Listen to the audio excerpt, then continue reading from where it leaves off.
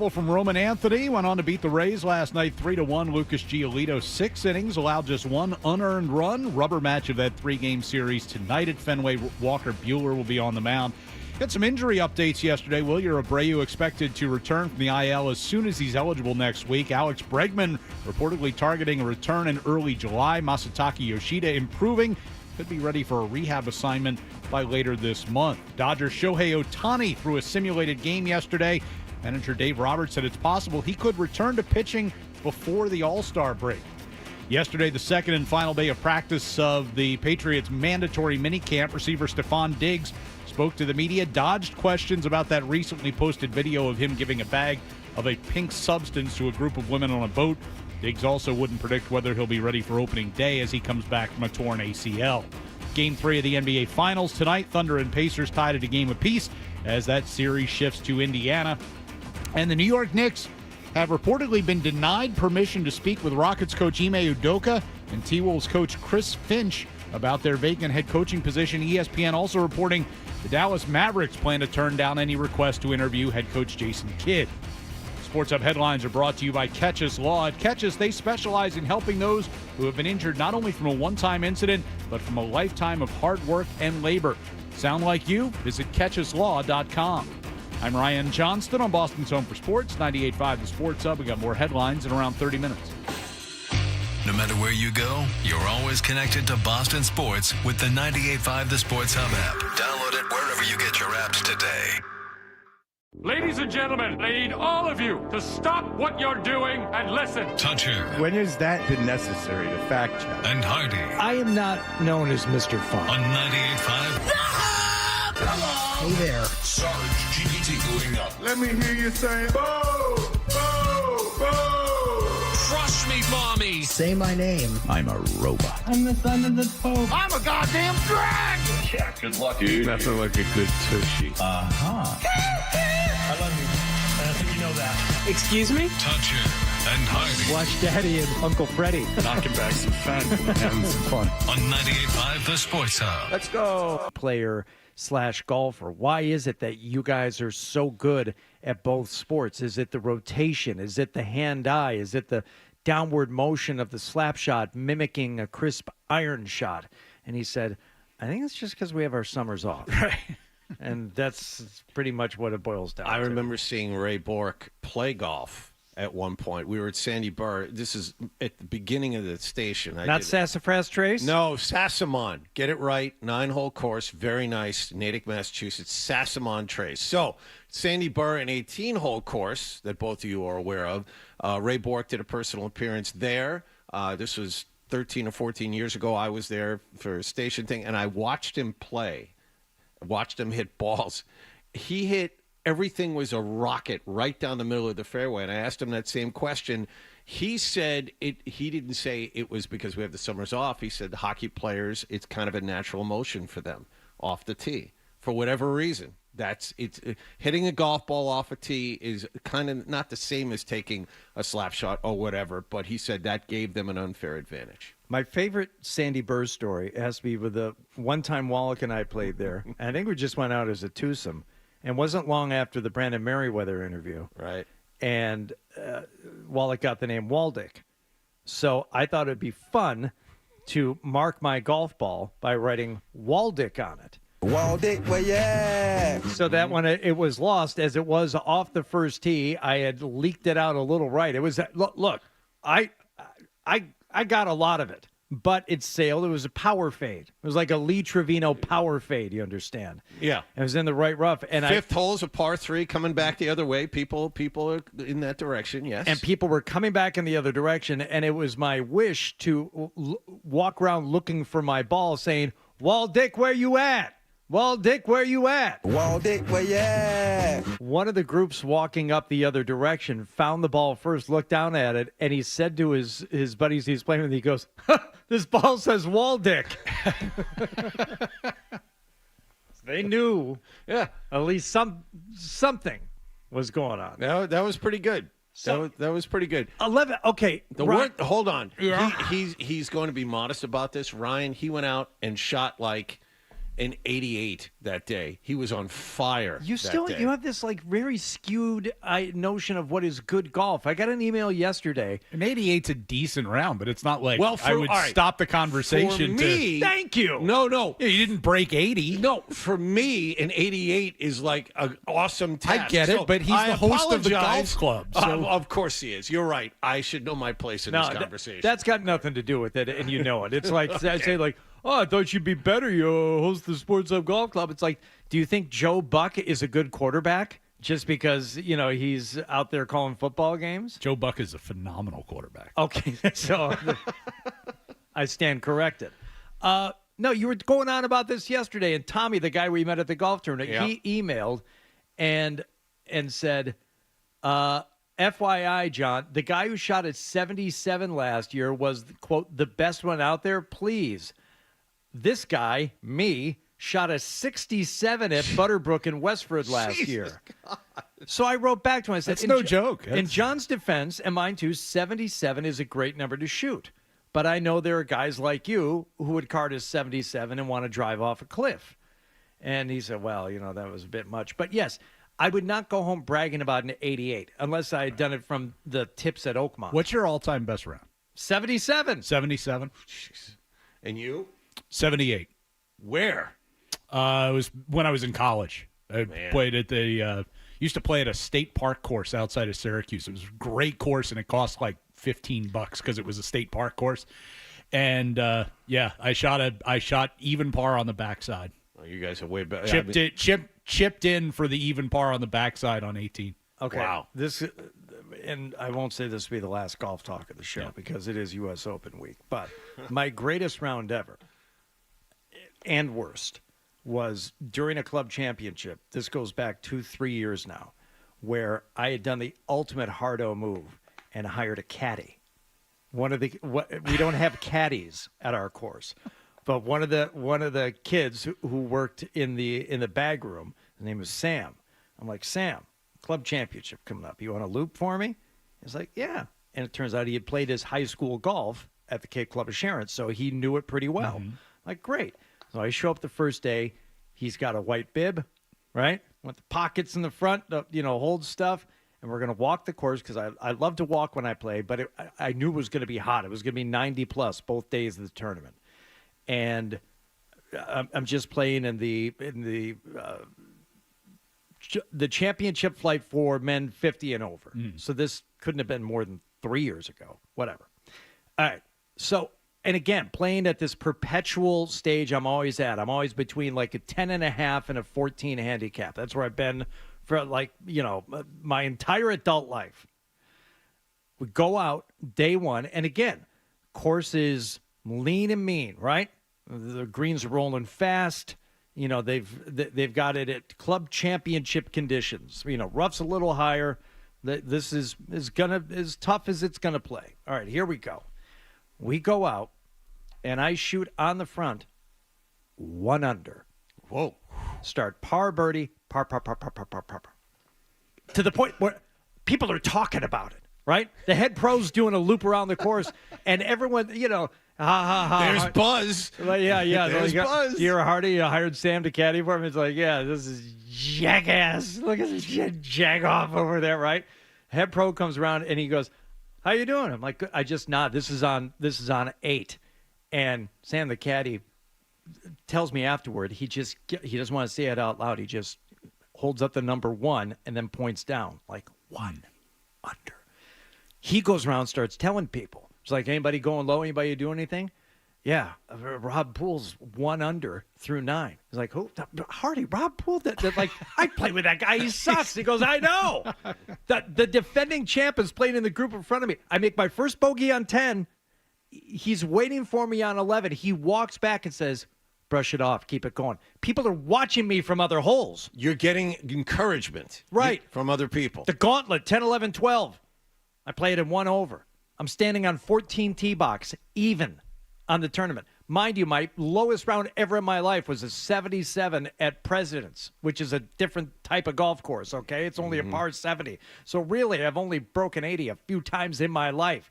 I'm even through 13 holes. kaboom, triple the 14. Yeah. Manage a par in 15, out of bounds 16, out of bounds 17, double. I limp in, I shoot 80, but I'm still like, I'm over the moon with how I played on those first 13 holes, right? Come back the next day, 95. My 4 9-hole rounds, 35, 45, 47, 48. Oh, man. Like it was, you know what I did differently? Nothing. Yeah. I Yeah. maybe thought about score a little bit walking down 14 fairway. I thought, I could double every hole on the way in and still beat my goal scored today by 3 shots. Right. And guess what? I almost did. It's like Almost that did. guy who goes out the first day, and there will inevitably be a guy at the U.S. Open who goes out and shoots like 4 under par and then misses the cut.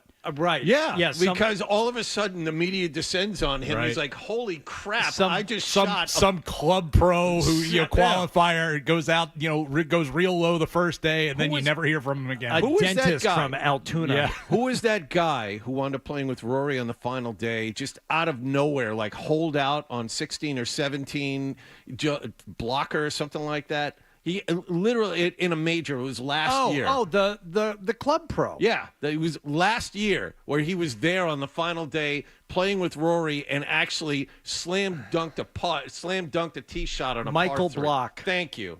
Yeah. That's the guy. Yeah, that guy.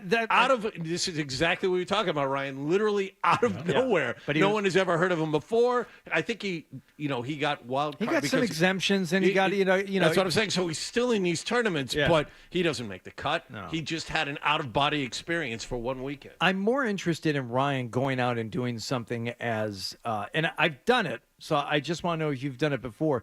Leaving here today and going straight to an activity that is going to keep you up for another 4 or 5 hours, Well, I got nothing to do tomorrow, so I don't have to be here. which is fine. So normally I would go home, grab a nap this afternoon, kind of do that. But since I've got nothing to do tomorrow and I can go to bed early tonight, Okay, because you've done this show as much as anyone has without ever, actually, being contracted to be Right. here every day. In some cases, more than people who are contracted to be here every What was day. it, 2 years ago? You did like Yeah. 130 of them? Yeah. Something like that. So, what is your normal routine? Do you go home and sleep after the show? Not right after the show. Just go home, grab some lunch, hang out, do whatever I need to do. And then how long do you sleep?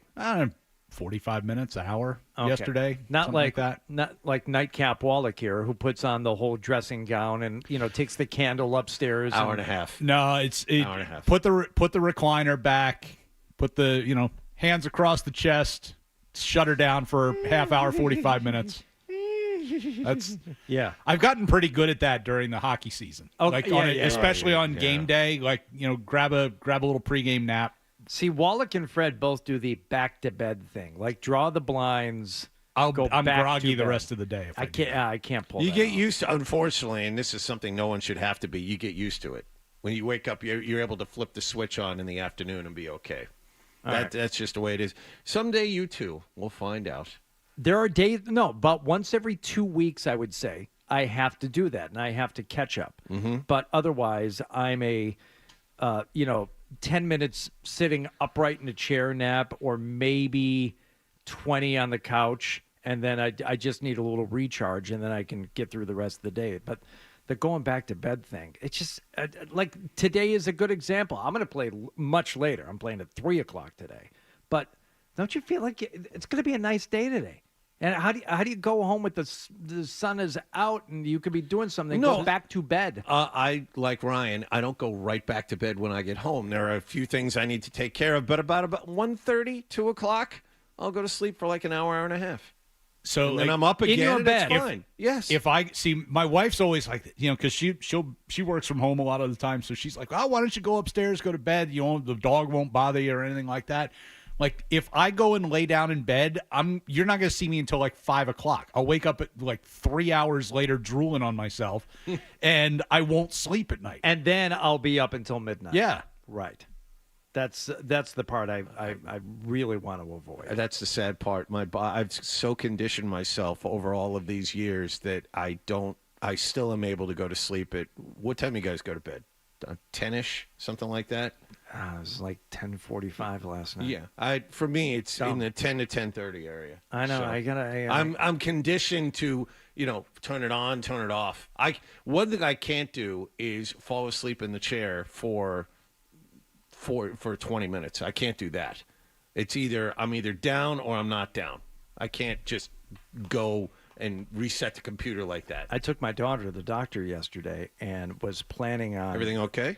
She's fine. Okay. But was planning on a waiting room nap because I can. Waiting room nap. I can't do that. I've done. No, I've done in public napping. No chance. My sister and I share this superpower. We can nap anywhere. I have not. On planes, can you do planes? Please. Oh, you suck. You So can this do planes? predates hosting mornings. You've always had this ability. I've always had this ability. Dentist man. in the dentist chair while the actual procedure. Yeah. Like, okay, we're just gonna have you sit there for a few minutes while this dries, and then I'll be out. Have you ever been tested for narcolepsy? Jesus. I wish I had that. I can't do that. Parking lot naps are Yeah. awesome. I've learned about the parking lot nap from a buddy of mine after he had his first kid. He's like, Hardy, I'm telling you, Home Depot, man. You find yourself a corner out by those sheds. You just, park yourself, away from the sun, lean it. But I'll fall asleep to the point sometimes in the car where I have to set an alarm on my phone. Because I used to do it before I would pick the kids up from school. I'm like, I'll grab 10 minutes, but I have to set an alarm because I'll go out. I'll be out. But I only want to sleep for 8 or 10 minutes, and I could sleep for 20 before I would wake up. Hardy, did you lose this superpower during the booger sugar years? Oh, there was no sleeping going on. That's what I thought. Yeah.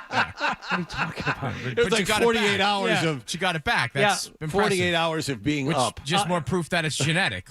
What's your longest time that you've been awake without sleep, including those years? Oh boy, Is it 3 days? you had a 3-day at least. Is it once, 3 days? Hardy. 4 days? I remember. How long couple was of it? 3 days. I assume this was in Vegas, right? So how long?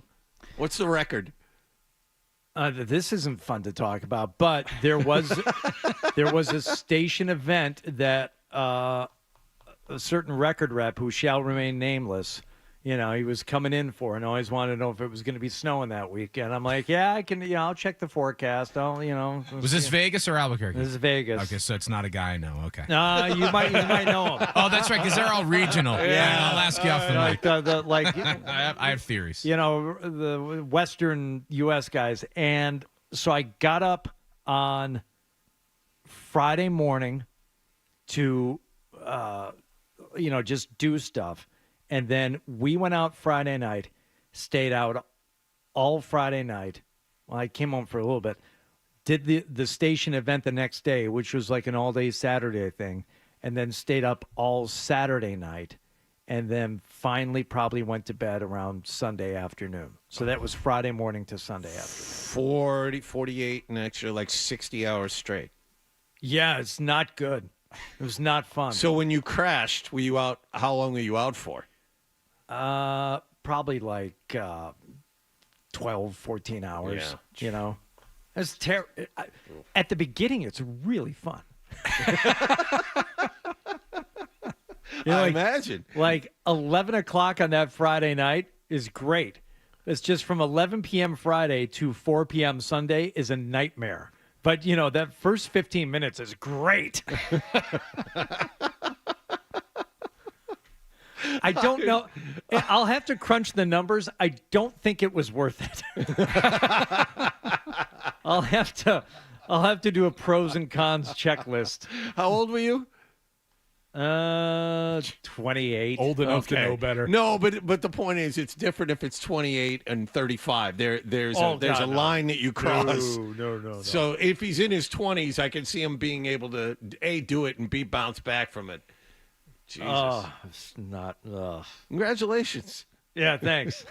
Thanks for that trip down memory lane. That's my fault. Sorry. No, I kind of pushed him in that direction. I'll take the blame for that. Oh my God, it was like this station event where we had a bunch of activities going on. It wasn't just like a straight up concert thing. There were bands playing, but I think we called it the toy show. So we had motorcycle dealers coming in and different, like indoor skydiving. There were different vendors there, and one of them was I think like a hockey rink that had opened in Vegas. In order to display that, they wanted me to put on the goalie gear and face slap shots from people who are coming to the event. Yeah. So I'm gacked out of my mind. I haven't slept, and I'm like, so I got to put on this goalie gear, someone else's goalie gear. I don't play goalie, Right. and it stinks. How bad the hockey pads smell. And then this lunatic who worked for the radio station was a bit of a hockey player. This guy from Minnesota, like every other person who lived in Vegas, had transplanted there. God, what the hell was his name? Dan something or other. So he stands up there and starts firing slap shots, off like, that plastic, launch pad that they use. So I'm wearing everything, but not skates because we weren't on ice. So I just had sneakers on. And I caught one off the foot. Oh, man. But it turns out that, if I were on pharmaceutical-grade cocaine, it works as a numbing agent. I probably could have just rubbed some on my ankle.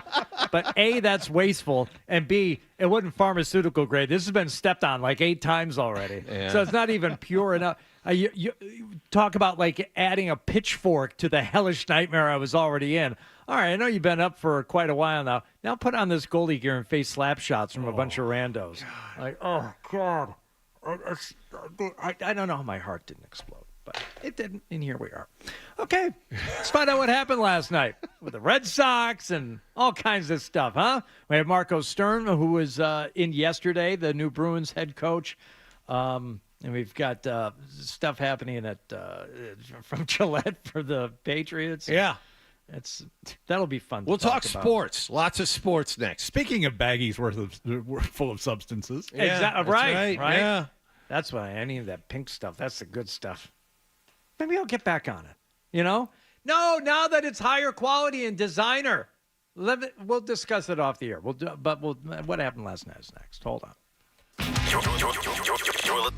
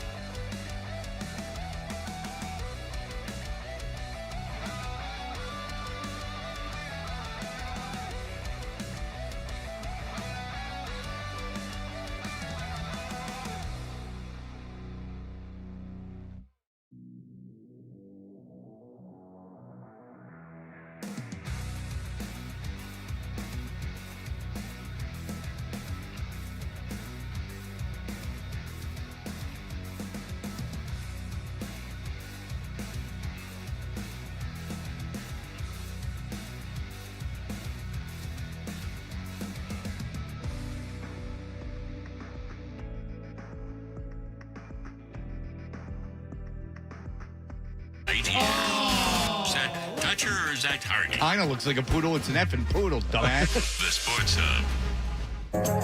Did you catch a game last night? All right. It's Toucher and Hardy here on 98.5 The Sports Hub. No Fred today. Ryan Johnston is in. And John Wallach is here to tell us what happened last night. Let's start with the Red Sox. They continued their 3-game series with Tampa Bay at Fenway Park last night. Top prospect Roman Anthony back in the lineup for a second straight evening, hitting 5th and playing right field. You will remember he went 0 for 4 with an error in his Major League debut 2 nights ago. Last night he turned things around in his very first at-bat. Swings at a liner to left field. On the grass all the way up against the monster. That's going to score 2. He takes off for second base. He's got a double. That drives in 2. And the Red Sox grab the early lead on an Anthony double. Anthony's 2-run double into the left field corner handed the Sox, as Dave O'Brien just said on Nesson, a 2-0 lead. And then in the 6th inning, in a 1-run game, he helped out with his glove, too. Little lob shot into right. Coming on Anthony, sliding. And he caught it. What a fine play. Roman Anthony, so far this night, has belonged to number 19. Really nice play there. And all those people who bought number 48 jerseys for his debut, outdated, switched his number. He's 19 now. What? Yep. After he was number 48 for his rookie game, his very first game, changed his number. All those 48 jerseys that everyone knocked themselves out to get are now obsolete. Oh. Isn't that awesome? Is it because he played so poorly in his first game, he decided the number was the issue and he wanted to change up the jersey number? You know what? I'm sure that's part of it. The baseball players, as we all know, very, very superstitious. So wearing the number 19, a nice play on Rays cleanup hitter Jonathan Aranda there.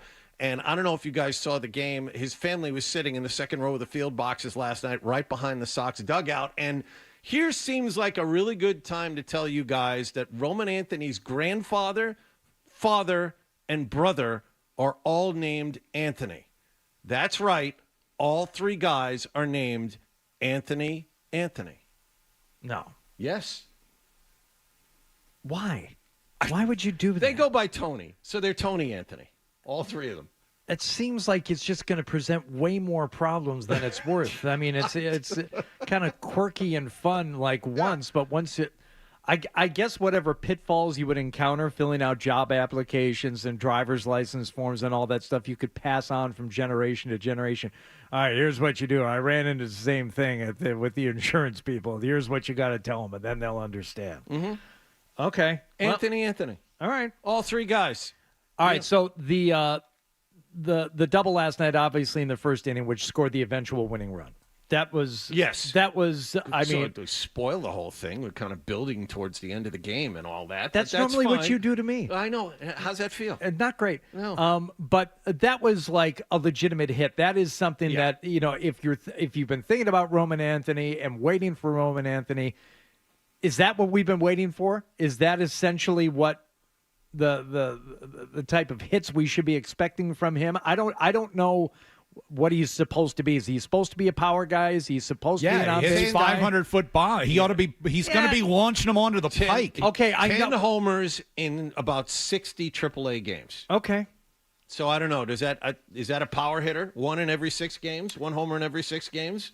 I don't know. He's decent, and as Ryan just said, he had a 500-foot grand slam last week. So he's got pop, but I don't think he's going to hit you 35 or 40 it wasn't dingers. 500. Every time someone mentions it, it goes 494. Up, it goes up by 4 or 5 feet. 494. 497 the other night. Okay. Round it up. 500. No, good enough. It's an inexact science measuring those things. Okay. So give him the benefit of the There's doubt. no one It was out there with a probably tape like measure. 501. You got to they rely on shorted the him a little computer. bit. You got Sherpas out there, and they've got surveying poles, and they're like, nope, little over. That's it. 497.5. All right, so Roman Anthony finished 1 for 4 with the 2 RBIs. And how about this for a stat? He is the youngest Red Sox player ever to drive in a total of 3 runs in his first 2 Major League games. I don't know who looked that up, but I figured you guys would appreciate it. Lucas Giolito, the Sox starter last night, he went 6 strong innings. He allowed just a 1 run and was helped out by other people besides the rookie. Fields 3-2, swinging a high drive. Oh, he crushed this baby. Way second in tonight. He has really come alive over the last week. A solo shot number 9 to make it 3-1. Trevor Story hit 158 in the month of May. He struck out 35 times in 95 at-bats. That's real tough to do. 35 strikeouts and 95 at-bats in a month. But, as Dave O'Brien just said, he's finally begun to pick things back up. He had 2 more hits last night, including that homer. He has 9 in his last 4 games with a pair of homers and 8 runs batted in after that home run. That was it for the scoring for the night. Greg Weissert got the save in the 9th because Aroldis Chapman was unavailable. He got the side in order. Red Sox won in a relatively clean game for them, 3-1. Walker Buehler starts against the Rays tonight. And then the Yankees come into town Friday, Saturday, Sunday. Garrett Crochet will pitch on Friday. All right. Nothing really changes about the team thus far, but the Roman Anthony call-up gives you some reason to watch, because I was running out of reasons to even think about turning it on. It's horrible to watch this team because they throw to the wrong bases, they run into outs, they can't field the ball. And by the way, another error last night on Jarren Duran out in left field from not misplaying a ball, but not catching one. And it happens every single night. Remember I told you last night, Ceddanne Rafaela scored a run, and he thought the game was over when it was only tied? Yeah. I mean, they make mistakes like this, and that's a small one, but it happens. And you have to blame the manager for some of this. Well, I blame the manager for a lot of it, because this is all stuff. It doesn't need to be managed. It doesn't need to be coached up. It doesn't. I mean, these guys are all major league ball players, and for them to make mistakes relating to simple fielding errors or not knowing the score of the game, anything like that, to me, that is about mindset. That's about philosophy. That's about attitude in the clubhouse. That is lack of engagement. And if you're going to, what are you going to pin it on, each individual guy, 25 different guys, and go around and say, you've all checked out for a different reason? That's when it comes time to manage. And especially in baseball, that's why it's not it's a manager. You're in there managing personalities and philosophies and attitudes and egos way more than you are doing any actual in-game strategy. And that's what Cora needs to do. He's got to get these guys collectively to pull their heads out of their asses and just do what anyone at that level not is expected to do. It's a given. You just know how to play the game to a certain rudimentary level. And when they fail at that level, how can you blame each individual for having this, this just lack of awareness on the field? What kind of environment is this to bring these 3 kids into, Mayer, Anthony, and Campbell? Now, Campbell's Meyer. Sorry, I did it again. Meyer, Anthony, and Campbell. What kind of atmosphere is this that you bring these 2? I mean, these 3 guys are your future. Carlos Narvaez is your future. What is it? How damaging is this? I keep looking at Christian Campbell spin into a ditch for about 5 weeks there, and they're playing him all over the place. We mentioned that Meyer is playing third instead of short, which is his given position. Roman Anthony played 4 games in right field this year. He's now the everyday right fielder. I mean, what are these kids being influenced by? I mean, is there a great leader in the clubhouse that's going to keep these kids on the straight and narrow? You would think. Yeah, right. Devers, perfect example. So Devers alternates being angry on and off every other day at Cora and management for putting him in this situation. Angry. Yeah. So how does this bode well for the future? I mean, these kids, and what are the Red Sox going to do? And you heard it in Ryan's update. Wilyer Abreu, whose place Roman Anthony is taking in right field, is going to be back in 5 or 6 days off the injured list. What happens then? Does Rafaela sit? I mean, you're not going to promote Roman Anthony, play him every day, and then send him back down. Now that he's here, he should be here. As we speak, someone on that roster is developing a sore elbow, some, sore hamstrings. Yeah. The same way Abreu suddenly, my oblique's not feeling that great. I might need to take a week and a half off. Where is your oblique? I don't know, but it's By the way, not good. You see Wilyer Abreu in the dugout. He's fine. He's joking around. I have a feeling I don't know. When's the last time they put a guy on the injured list and then 2 days later they're like, he'll be back the day he's eligible? I know. It's fine. It's a minor thing. Yeah.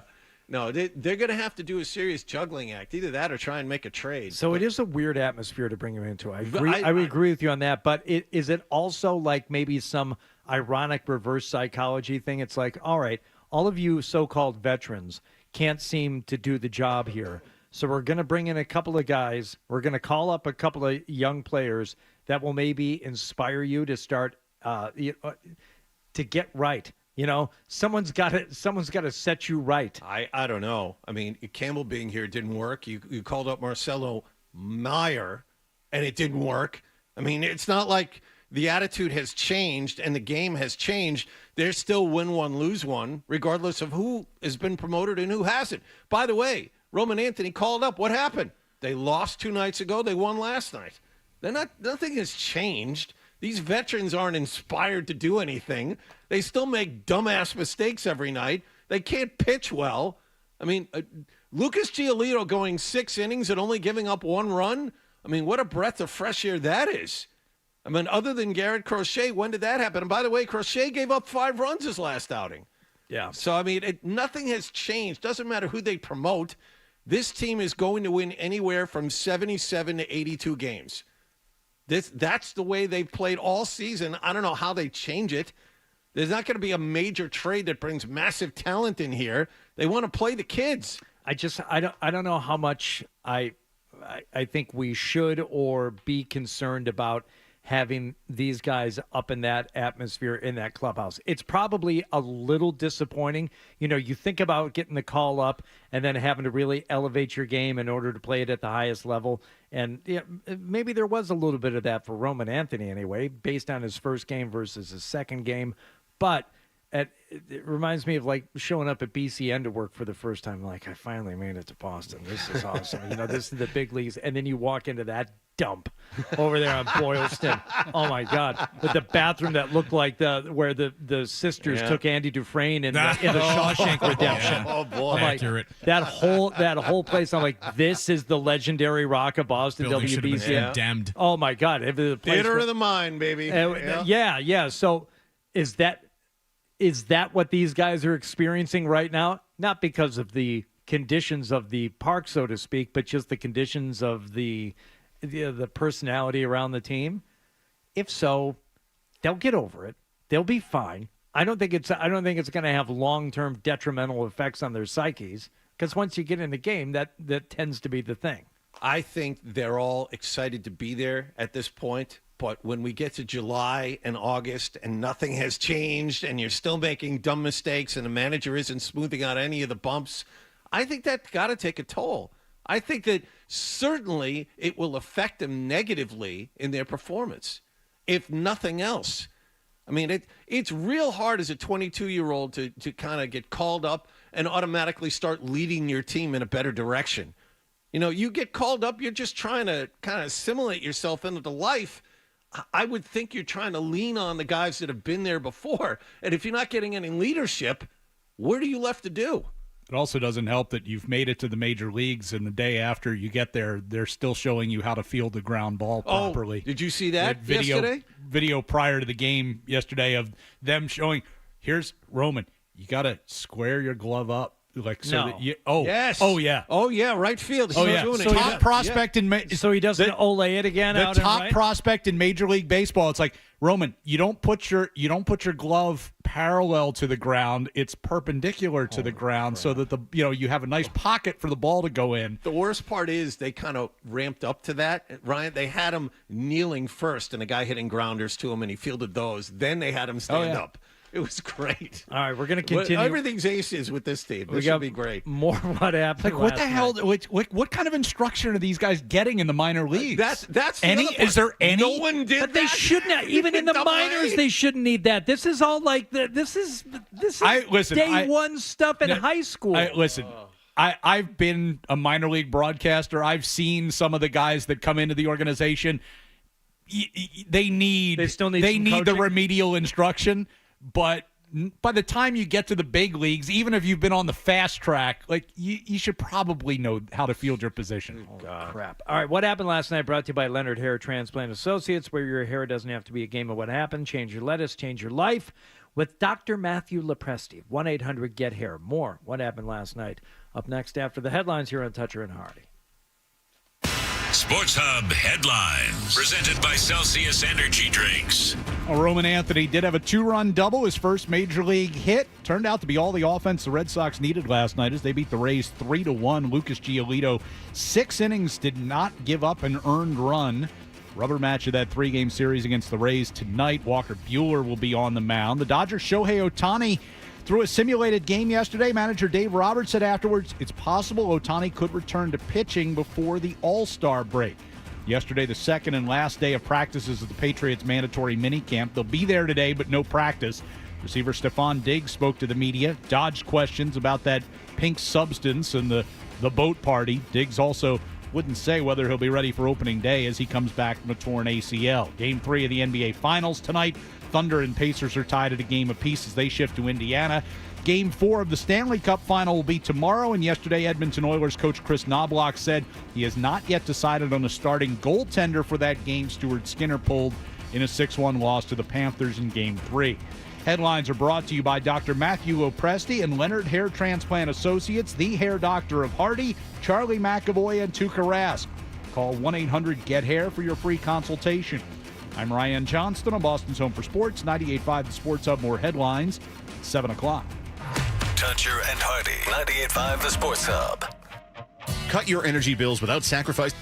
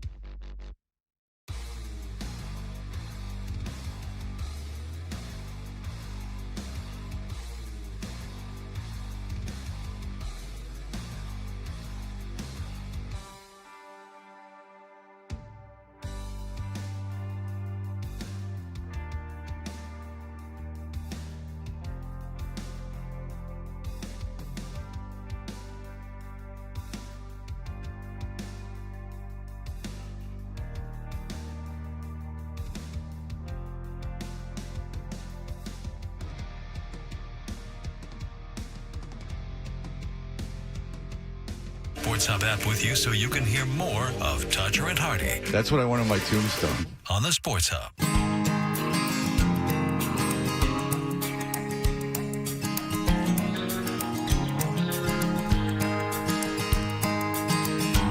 Toucher and Hardy on 98.5, the Sports Hub with Fred in Detroit. Where was he at the Kendrick Lamar and SZA show. Shabuzi? Where'd he go? It's Shabuzi. Boogie with a Hoodie? No, that was last year. Kendrick Lamar and SZA. Nice hotel room he procured for himself. You see that post on Instagram? Yeah, I think that's the same hotel he and I both stayed at when we went out for that Nice view. the ill-fated trip for the Lions-Commanders playoff game. How'd that go? Same one. The food was delightful. Had a couple of really nice meals. Had good seats. Had great seats. Good seats. Really, really good seats. Yeah. I don't remember anything else. All right, what else happened last night, The John? Bruins introduced the 30th head coach in franchise history yesterday morning in Marco Sturm. He said a lot of things. He remembers how this team built an eventual champion during his playing days here, and he wants to duplicate that. When Claude took over, you could see the process, right? You could see every year how we got better. And all of a sudden, I see a big change here in the city of Boston because they're behind you. And that feeling alone, it feels like yesterday to me, and that's exactly what I want to bring back. Happy to be here. Hopes he can help the ball club. He added that his bosses are the perfect ones to have for this job. You know, working with, especially with Don and Cam on a regular basis, because I know they're gonna push me hard. We want to lead by example every day. So for that, I'm really looking forward to push also the team to the next level. As for Don Sweeney, the guy who did the hiring, he has seen Sturm grow into this kind of role over the years. I don't think it was any one thing, to be honest with you. As we were going through the process, you could see that Marco would get more passionate, not just because he was a player here. Really, that drifted off into the background pretty quickly. It was about passion for coaching and the path that he has taken. All right, that's all boilerplate stuff. Now the fun really starts. Sturm was asked about the roster, which doesn't have a lot of NHL forwards on it at the moment, and he had to answer the question about the roster with the guy in charge of getting the players sitting right next to him. I still love our team, even without any addition, right? Because I think we have good goaltending. I think when everyone stays healthy, we have a really good D-core. I think we hopefully want to add a few pieces up front, but overall, I do like our core. Okay, so he did this press conference. He was on this radio station on during the afternoon show yesterday, Yes, right? So yes. the critiques have come in. The people who are on the midday show at this radio station, I saw a little bit of Boston Sports Tonight on NBC Sports Boston last night.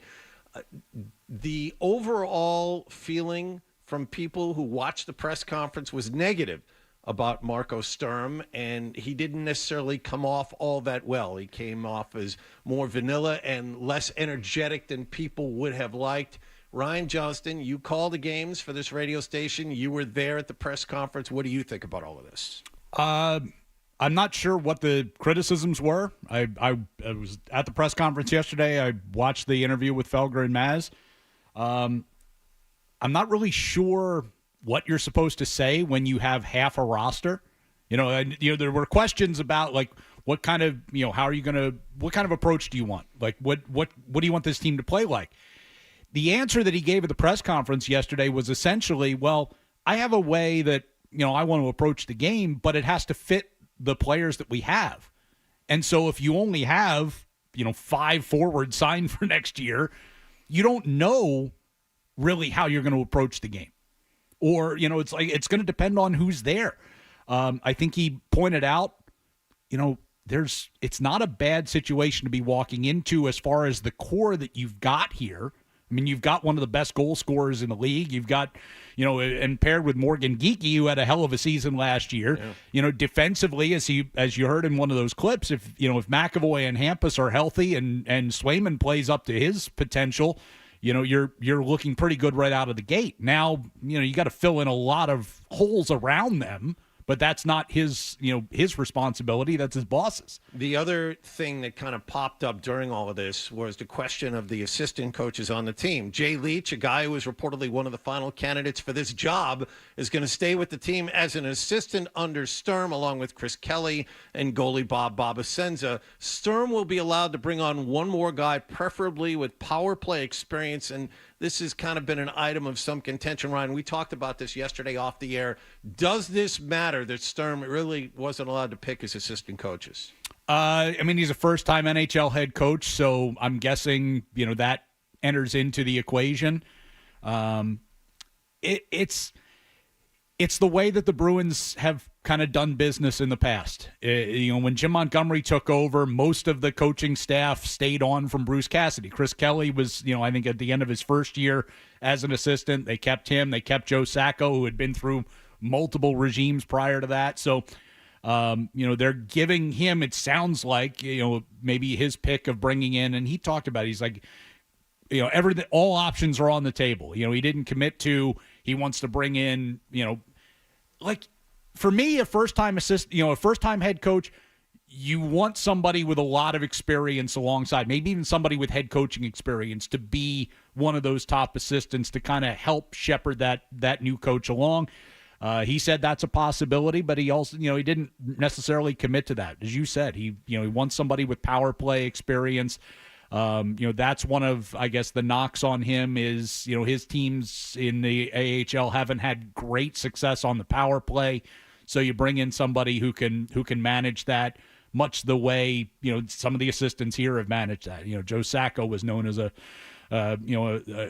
special teams whiz, kind of when he was one of the assistants. So, you turn that portion of the game over to them. I wonder how excited he is supposed to be, or what we should expect of Marco Sturm right now based on what he has been handed and taking over. Like, I get it. He's not the most effervescent guy. He's not going to crack a bunch of jokes. That's just not him. But in terms of his overall, ready to get in there and I can't wait. Would you feel that way if you were taking over this team right now, outside of Pastrnak, maybe your goaltender, depending on how you feel about him, a couple of younger players that are showing promise? How excited would you be to take over this team right now, today? Would you say like an adequate medium level of excitement? Yeah, I mean, listen, I think it's not a full rebuild, and you're not being handed a wagon either. It's something in between. I look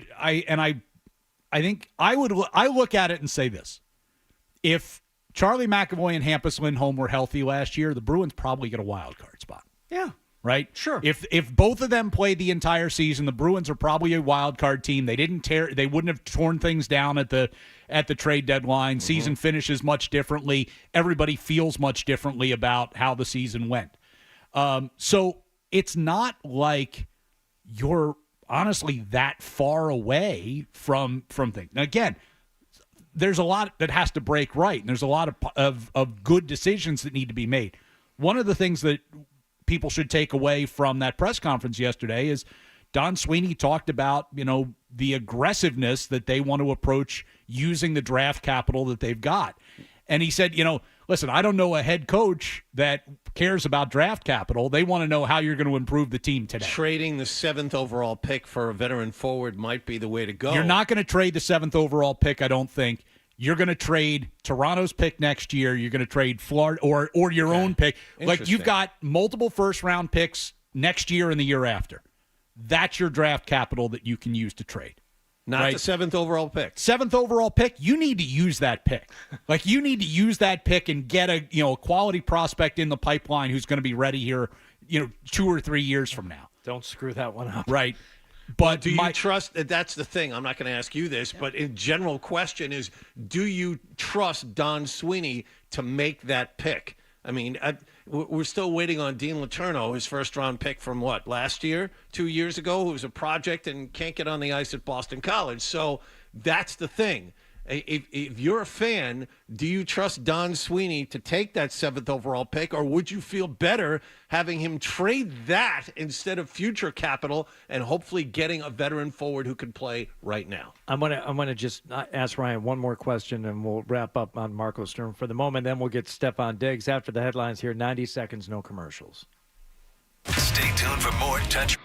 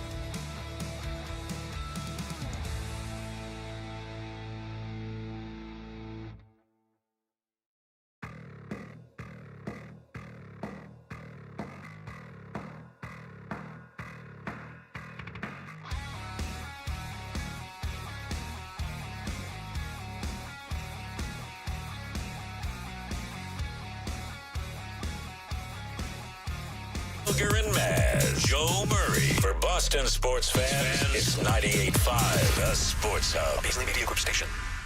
Essential Sports Hub headline. Presented by Celsius Energy Drinks. Red Sox got a 2-run double from Roman Anthony and went on to beat the Rays last night 3-1. Lucas Giolito, 6 innings, allowed just 1 unearned run. Rubber match of that 3-game set is tonight at Fenway. Some injury updates yesterday. Alex Bregman reportedly targeting return in early July. Masataka Yoshida improving, could be ready for a rehab assignment by later this month. Wilyer Abreu expected to return from the IL as soon as he is eligible next week. Dodgers Shohei Ohtani threw a simulated game yesterday.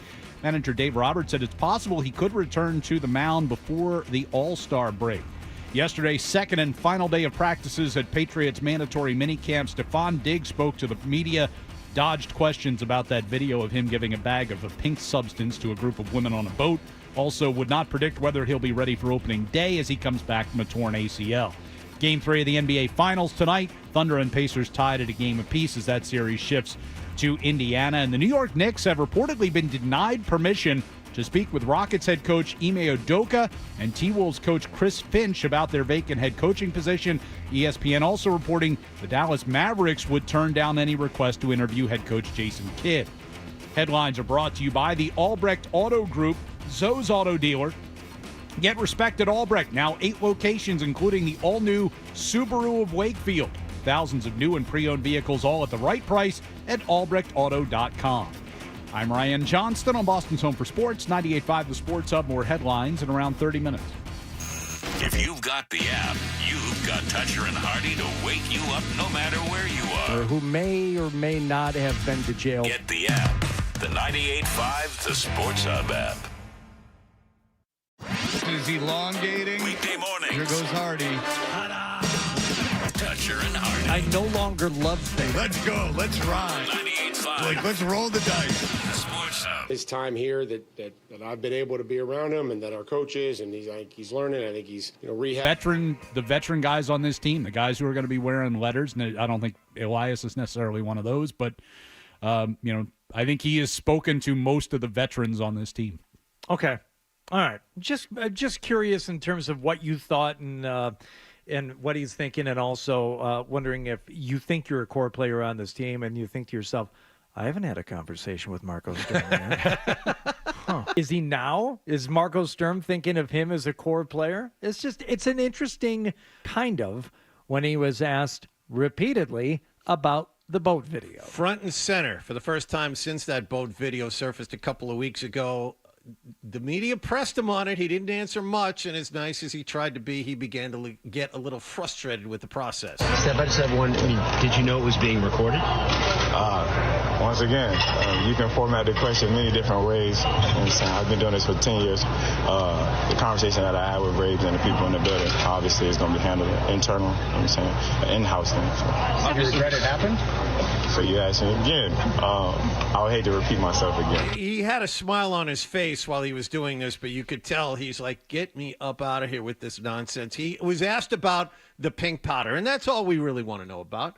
Of course, we're going to ask him the question about the pink powder. So what's in the bag? Obviously, it's a conversation, that's happening internal. I can't have too much of a conversation about it. But I've been in this league 10 years. You can format the question many different ways. I'm obviously answered the same way. So. You have to give Tommy Curran credit. He went right there. And this was after he said you could format it anyway. But Tommy Curran did his best to try and get an answer. The only thing Don't sell Rochi short. Well, that's true. Can we? Danny was there. He did try. All right. Yes. Can we listen to the audio like start to finish without stopping it, without hearing the rapid fire questions? Do we have the long cut? We do not have the long cut. We have it broken down into segments. Ryan's going to grab it for you. Because I want to hear the long cut. Now, okay. So while we're waiting on that, and sorry, Ryan, I should have asked you for that ahead of time. Now Ryan's giving me the stink eye. Yeah. He's so sensitive. You were so nice to him earlier, too. No, I wasn't. But what is it with the 10 years thing? I've been in this league for 10 years. Okay, so you should know better. I don't know.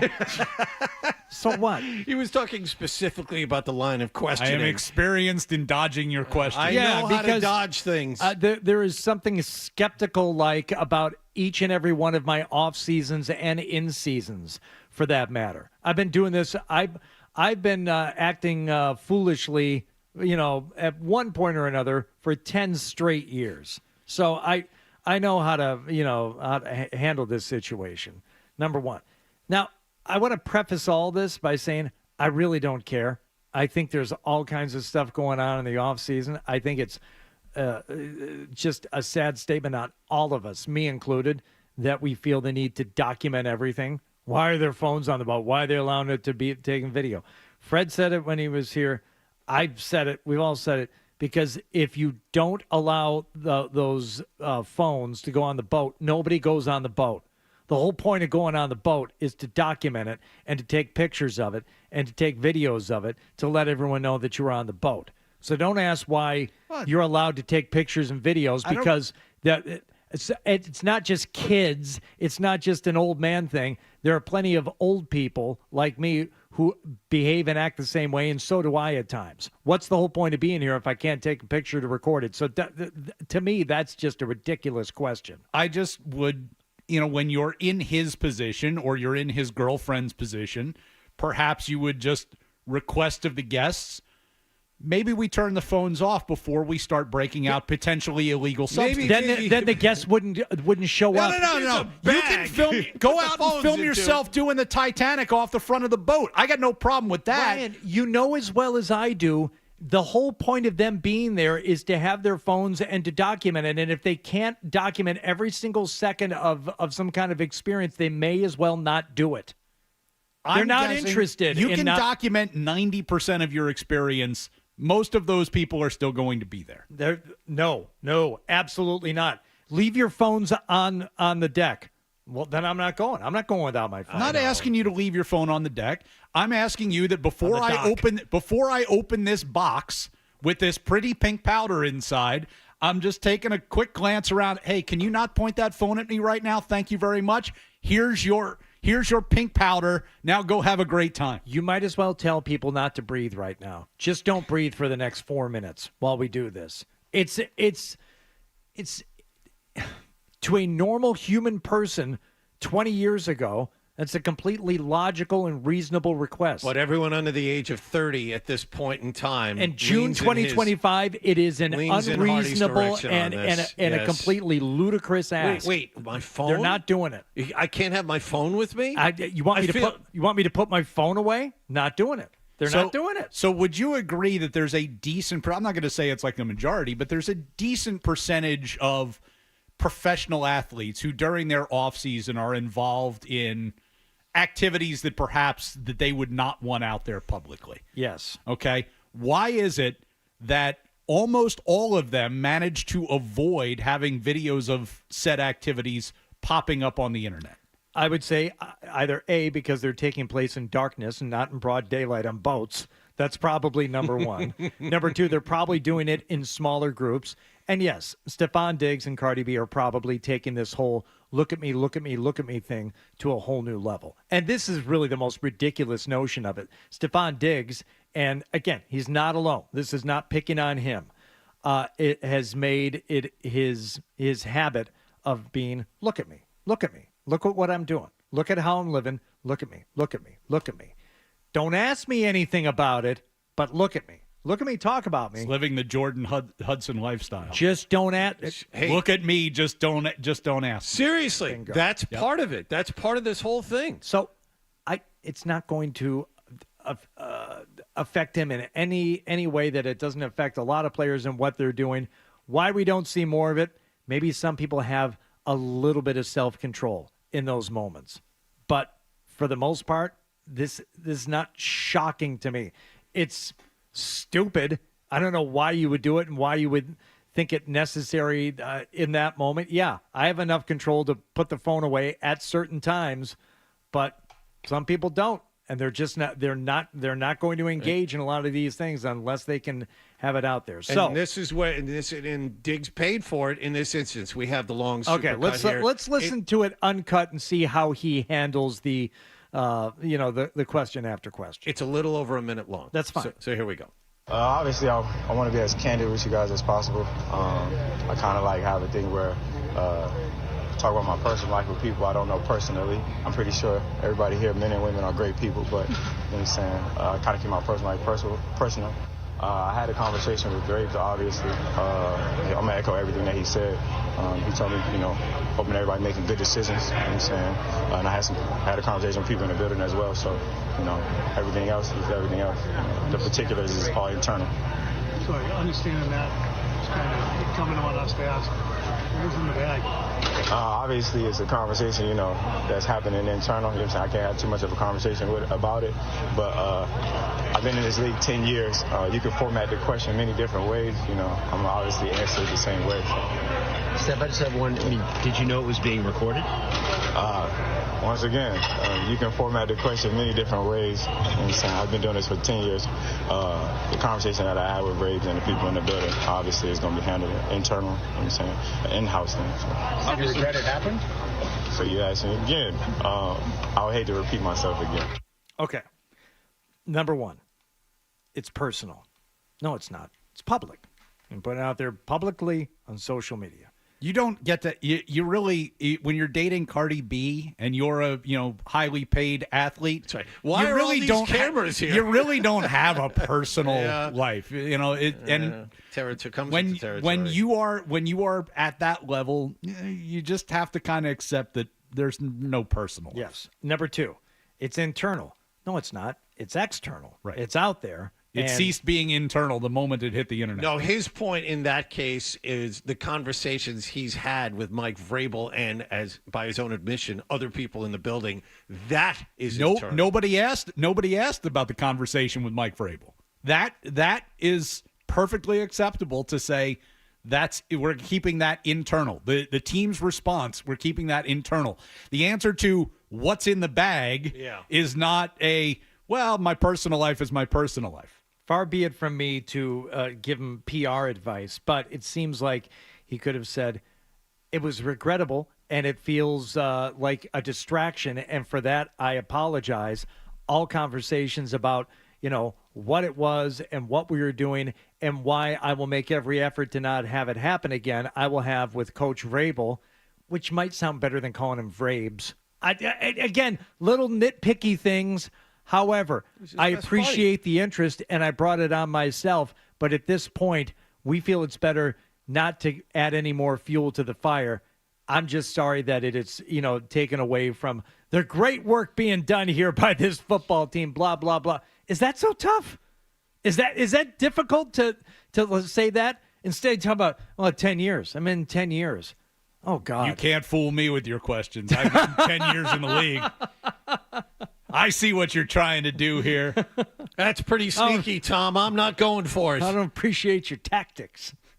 10 years I've been screwing up and having to wiggle and talk my way out of You think you're the first person to try and get information out of me? I've been here 10 years. I've had baggies of pink powder plenty of times. I know how to handle this kind of stuff. Let's talk with Christopher Price about this and things going on at Gillette Stadium and in Foxborough. We'll do that next here on Toucher and Hardy here on 98.5 The Sports Hub. More.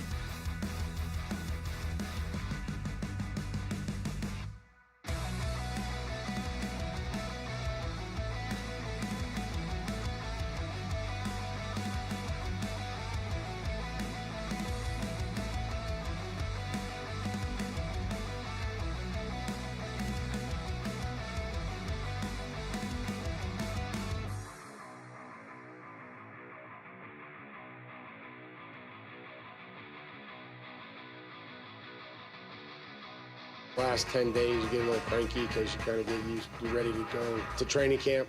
You get a little cranky because you're just, as a player, you're thinking about starting training camp, and that's kind of carried through.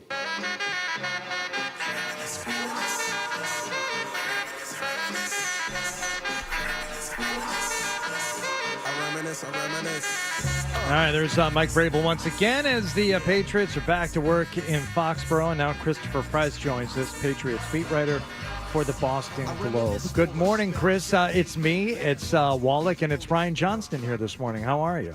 I'm doing well, fellas. How you doing? We're doing okay, especially now that we have all the answers that were asked of Stephon Diggs, and everything was answered to everyone's satisfaction, and then now everybody can move on and never mention the story again.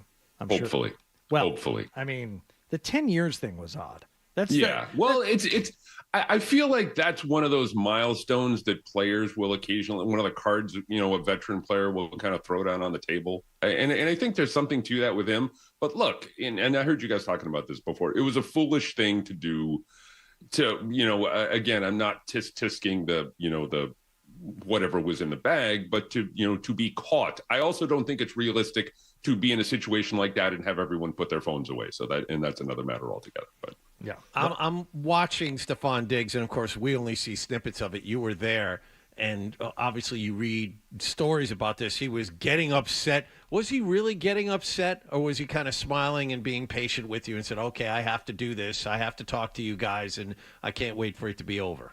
There was probably more of the latter than the former. There was an understanding that, look, I know I'm going to come over and talk to you guys, and I know we're going to kind of do this dance. I understand that everyone is looking for answers, but I am not going to give you answers. We don't know about his on-field stiff arm capabilities, but his conversational stiff arm capabilities were off the charts yesterday. This is a guy who, like I said, who did something foolish and went before the cameras and didn't really answer anything. But I think now that, to Hardy's point before, I think we're starting to kind of move on from this. And again, if he comes out against the Raiders in week 1 and has 9 catches for 110 yards and 2 touchdowns, this is all just a speed bump, really. Chris, do you think he's going to be ready week 1? I mean, he talked about it yesterday. He said that was his goal. It's kind of been back and forth in terms of the reporting on it and, where he's actually at. But he seems to be doing an awful lot. Limited, but seems to be out there an awful lot for a guy who isn't going to be ready week 1. The likeliest timeline, as far as I can tell, is that he will start training camp on PUP and be ready to play come week 1. I think that's a fair level of expectation given what we saw from him over the course of the spring.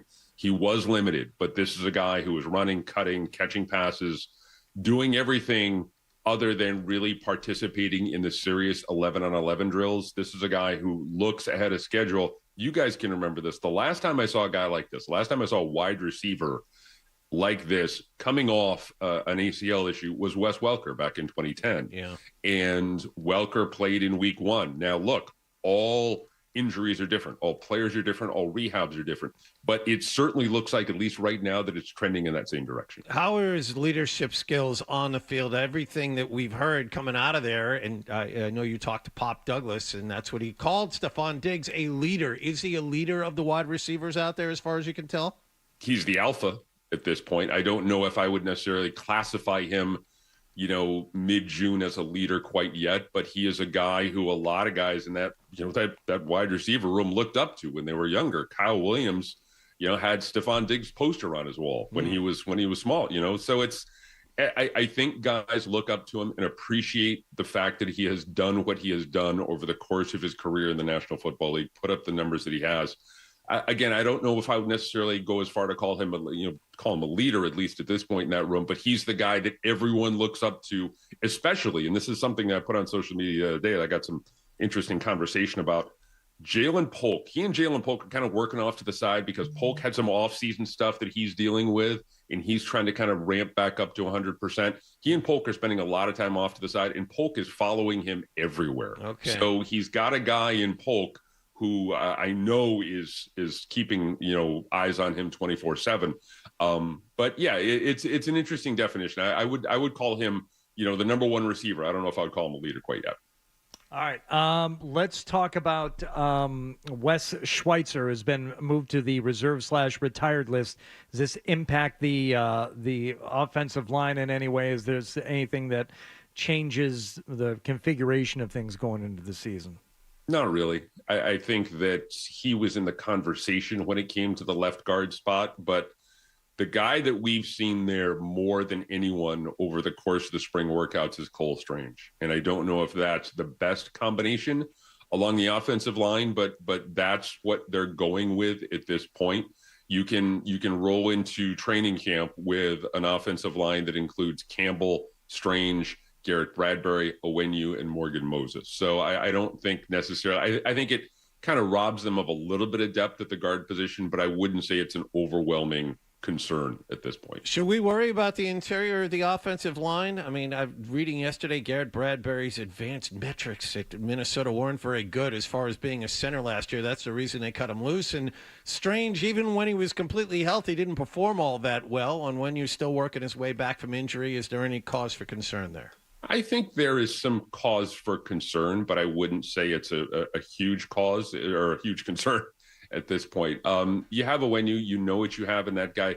Bradbury's an interesting case because, you mentioned the PFF metrics, John, and he was kind of all over the place when he was in Minnesota. But one of the things I talked to some people who covered him when he was with the Vikings, when he has average to better than average guys alongside him, he's done well. At least, that was the case when he was with Minnesota. And it's looking like he is going to get every opportunity to win the starting job at center at this point. So if they can get that left guard position squared away, again, I don't know if it's going to be Cole Strange. I don't know if it's going to be someone else. I think one of the things that they do like about that group, Strange, there's some other guys in there as well. There's some positional versatility. So they can do some shuffling. They can, if one guy doesn't fit here, maybe he goes in the other position. But I'll say this, look, as we sit here in mid-June, there is every reason to be more optimistic about the state of the Patriots offensive line than there was at this time last year. They are years ahead. They are just, it's not even the same conversation. What about the state of the Patriots offense and the state of Drake May? It seems like both are taking off early on. Yeah, they've looked good. Again, with every kind of, personnel assessment at this time of year, you have to understand it's May, June. You don't really know anything until the pads go on, but he has looked good. The big question, and I applauded Phil Perry for asking this question of Vrabel the other day, is Drake comfortable in his new leadership capacity? I think Drake is going to be a captain this year, and he needs to be able to get to a point, and this was kind of the thrust of Phil's question, where he's comfortable not being the guy that he doesn't want to be liked. And there's a fine line there that he's growing into at this stage of his career, where not everyone is going to like him. Like, is he going to chew out Morgan Moses if Morgan Moses jumps offside or, has a false start and, on the road? Is he going to be that guy? Is he going to be the guy who is going to really take more of a leadership role and be a bit of a hard ass, quite frankly? So I think that's the big question that I have about Drake coming into this season. I think one of the things that we saw from him over the course of the spring that is certainly a really good sign is that he's not an error repeater. He's not making the same mistakes that he did last year. I don't know how much of that is the offense that he was in, a level of comfortability with some of the guys around him and Josh McDaniels. But at least right now, it looks like he's started to take that step forward as a player. And he seems comfortable enough with whatever offense is being implemented so far with Josh McDaniels, because we know for receivers it can be tough, Chris. But in terms of Drake May and his adapting to it, how's he look so far? Yeah, he's looked good. And, he's looked good. He's a guy who doesn't really look like he's having a problem with a whole new offense, a whole new offensive coordinator, some new guys around him. It's a lot to put on the plate of a young quarterback, and it's a lot to put on the plate of some of these young receivers too. But I think so far they've done well with the transition. Okay. I wonder as we get closer and closer to the pads coming on and, obviously playing games, how this is going to manifest, because with Drake May, he seemed like the guy who had the tools. He's got an arm. He can move out of the pocket. He sees downfield. He just wasn't executing on plays. Sometimes it was a receiver dropping a ball that was in his hands, but just in a results-oriented business, the results weren't there. I'm wondering if the new system and the new OC and a couple of new faces around him are going to help yield results. So we just don't have another year of saying like, we got a quarterback here. I know we're not winning any games, and he's not completing a lot of passes, but he sure looks like a quarterback. We just wondering if we're going to have something that's just beyond nicer to look at in this upcoming season. He was asked the other day, too, about the increased level of expectation and his comfortability with the increased level of expectation. He understands that he's going to be asked to do more, both, as we referenced before, as a leader and when it comes to just, on the field stuff. And so I think he's in the process of making that leap. We don't know, again, until the pads go on, but everything that he's done this spring suggests to me that he is going to be able to make that leap to the second level, whether it's an improved offensive line, whether it's an improved cast around him, whether it's a new offensive coordinator that fits his skill set a little bit better than what he had as a rookie. So he's in the process of getting better. He's in the process of progressing to become eventually to become the quarterback that you want him to be. All right, Chris, what exactly are the Patriots doing today now that practice has been canceled? And what are you going to do for the next 6 weeks until training camp? They're in the building. They're, Vrabel said yesterday they're running and lifting. I have a suspicion that there's going to be some sort of team building exercise, whether that's paintball or, we joked about going to the water park or, I know a couple in years past, they've taken batting practice up at Fenway. They're going to be doing something like that before they break for the summer. I am going to go to Cape Cod, maybe hang out with Dan Roach a little bit, watch some Cape League baseball. Oh, there's nothing better than going to Chatham, my friend. Drink a little Cisco. I don't think I'm going to get over to Nantucket, but it's going to be some downtime. There's going to be some downtime. And I completely echo what Vrabel said in that cut before we came on, where you get a little cranky, those last 10 days because you're ready to get to camp, you're ready to get the thing started. And so you get a little squirrely, hanging out. There's only so many positional previews that you can write before you want to get to training camp. So let's get it started. Chris, listen, little advice while you've got your time off. Before you break out the illegal substances, just ask people around turn the phones off. Yeah. Just, give me 30 seconds, and then you can turn them back on. Yeah, I don't think there's going to be a lot of pink powder where I am down at Ocean Edge. So I'm not really worried about that. No, and if you're doing that, once again, it kind of goes back to the whole pink cocaine thing. What's it called? The Tusi. The Tusi. Yeah, I don't know what effect you're going after because Ocean Edge very relaxing. You've got the golf, you got the beach, you got the bar. I've been there. Why would you ramp up? But then again, with the Tusi, it seems to be that whole cocktail of ingredients there. Well, I don't know if it's getting you up, if it's taking you back down. I don't know. So maybe you're having such a good time you want to experience it for 60 hours straight. There you go. That's possible. That's a conversation we had earlier where Hardy was talking about during the bad old days. He was up for 60 hours straight. It happened a handful of times, John. Don't act like it was every week. And, a couple of times. I wouldn't recommend it, Chris. All right. Thanks for the time. Christopher Price, Boston Globe. We appreciate it. Thanks, man. Take care, guys. Okay. There we go. I have a question for both you guys. Okay. And it relates to an anniversary of sorts that is taking place. I've seen this multiple places online this morning. Do you know what anniversary it is today? I have a feeling I know where you're going. Okay. It is not related to that moment in that film. Okay. But it is another question. Oh, no. Not the question. The question. It is the question I would like to ask again. Gotcha. Because I've never gotten Wallach's take on this. Okay. Never gotten Adam 12's take on this. All right. It is a Billy Bats anniversary today. Yeah. Which means it is a good 55 years ago today. Billy Bats went in to celebrate his release, and then nobody ever heard from him again. It went poorly. I don't know what happened. He came into the club one night. Nobody, that's it. That guy from downtown? Yeah. No, the other guy. Oh, no one's seen that guy. Right? No one's seen that guy. Well, they're busting my balls about it. Right. So find out. All right, I'll ask around. I'll ask around. Something else in the film. Do you know what question it is, Ryan? I know exactly what question it is. Right. I'm going to ask the question. I've been part of this.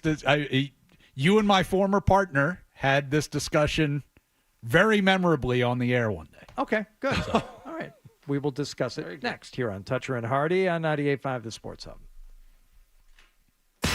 Sports Hub headlines. Presented by Celsius Energy Drinks. Roman Anthony told the Rays, go home and get your shine box last night. 2-run double. This is all the offense the Red Sox needed. 3-1, they beat Tampa. Rubber match of that 3-game series is tonight. Walker Buehler will be on the mound.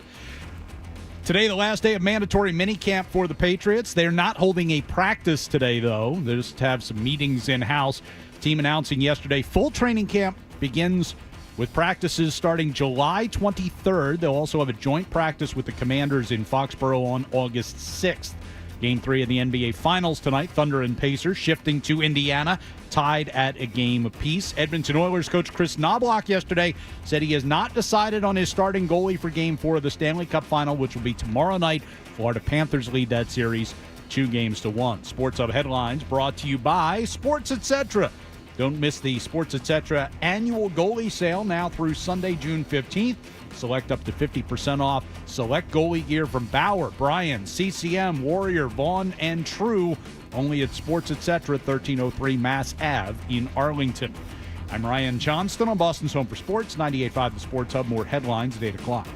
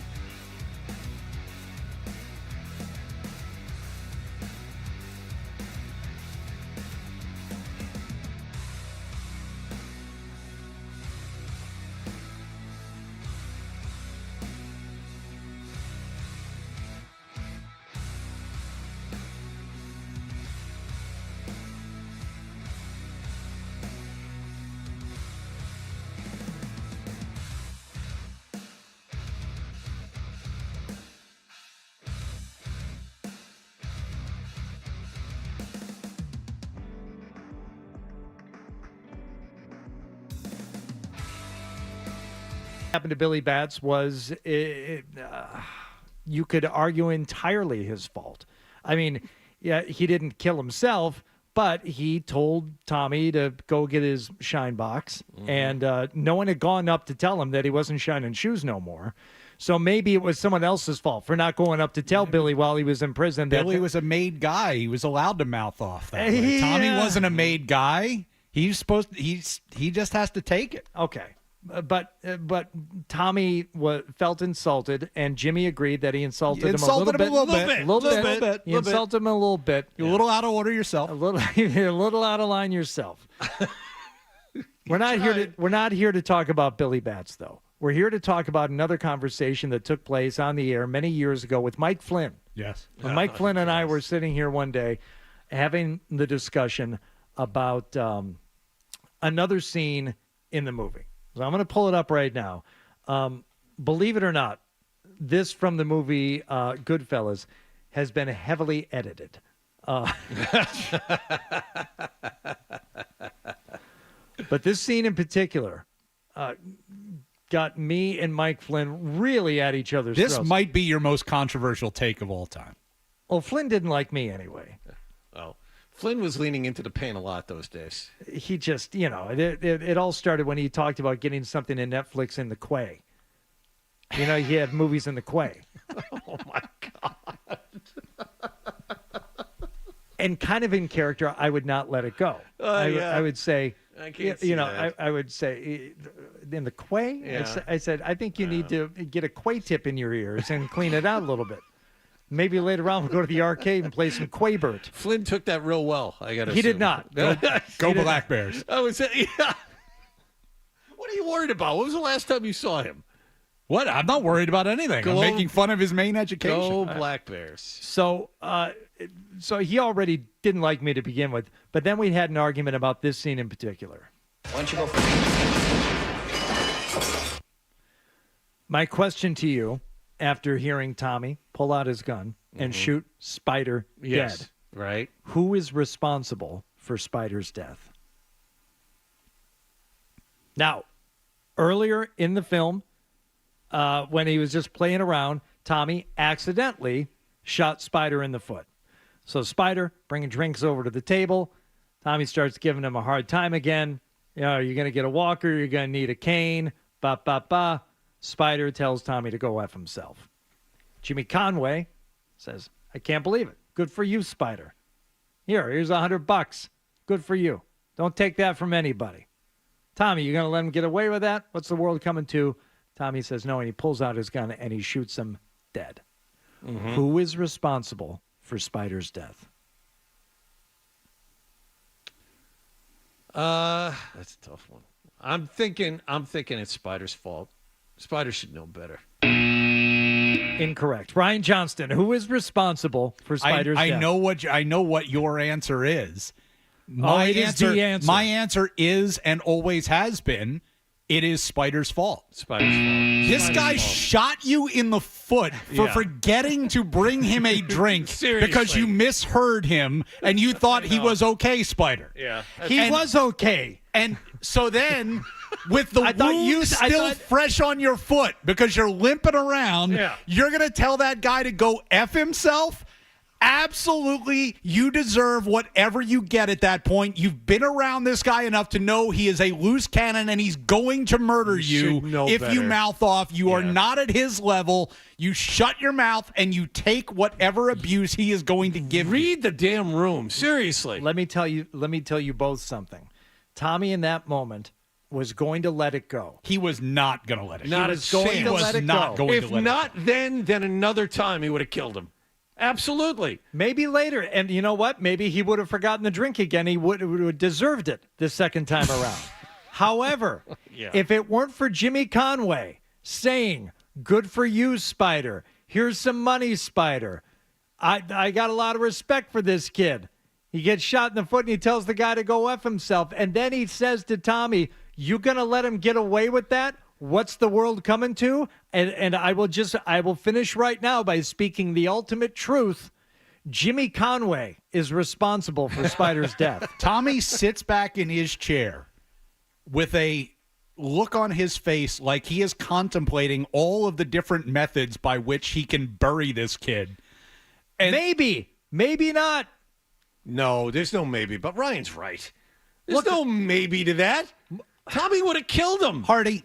Eventually, probably, yes. I tell you what, Maury ended up dead, but much later than anyone thought, right? In fact, they even thought that one night he was gonna go get some Danish, for Bell. He thought he was gonna live through that night. Turns out it didn't happen, but he lasted longer than a lot of people thought Maury was going to last. He owed Jimmy Conway money for crying out loud, and he lived through it for quite a while. Spider would have lived through that night. In the moment, though, the person responsible for Spider's death is Jimmy. Jimmy is the reason why he died that night. There have been a number of times over the course of my lifetime where I have wanted to tell someone to go F themselves. And the reason that I am still here is that I held my tongue, because that person is not someone that you should tell to go F themselves. Spider is responsible for his own demise. There's no getting around that. Was it Bob Beers? You wanted to tell Bob to go Of course, yes, on a regular basis. Bob is not someone to be trifled with. Every once in a while. Beersy and I are great. I would never. All right. I told you that story about Bob yesterday where you get that little flash, that little flicker in his eye. Oh, yeah. Wallach almost hit him with a golf ball. I almost hit him with a golf ball one day at the company tournament. This is like 10 years ago. And I got up to the green where he was. And Bob's a great guy, but he didn't know it was me that had done it. And you look at him, and there was just that little flicker in the eye. You're like, oh, man, did I make a mistake? Yeah. Bob is not someone to be trifled with. Adam 12. Who is responsible for Spider's There's death? only one right answer here, 12. I agree. Spider is responsible. Thank you. Thank you very much. Okay, look. Wrong again, Hardy. At some point, you got to stick up for yourself around these guys, or they'll never respect you. Unless you somehow get on their level, that's a death warrant. And he knew that. There are people that you can talk back to, and there are people that you can't. And he knew that this is a person you can't. Just like there are people you can hit, and there are people you can't hit, and people you can't hit. Yes. Now that's I'm going to make a ruling on this right now. Now that's almost the guy that you can't hit. Yeah. A terrible movie that is. No, not Goodfellas. The Departed. Yeah. All right. Yeah. I don't know. The rat at the end is I think a really work of cinema. I don't get it. What is that? What does that symbolize? Really makes you think. Is it a metaphor for something else? I don't know. Your vulnerability is really freaking me out right now. Is it real?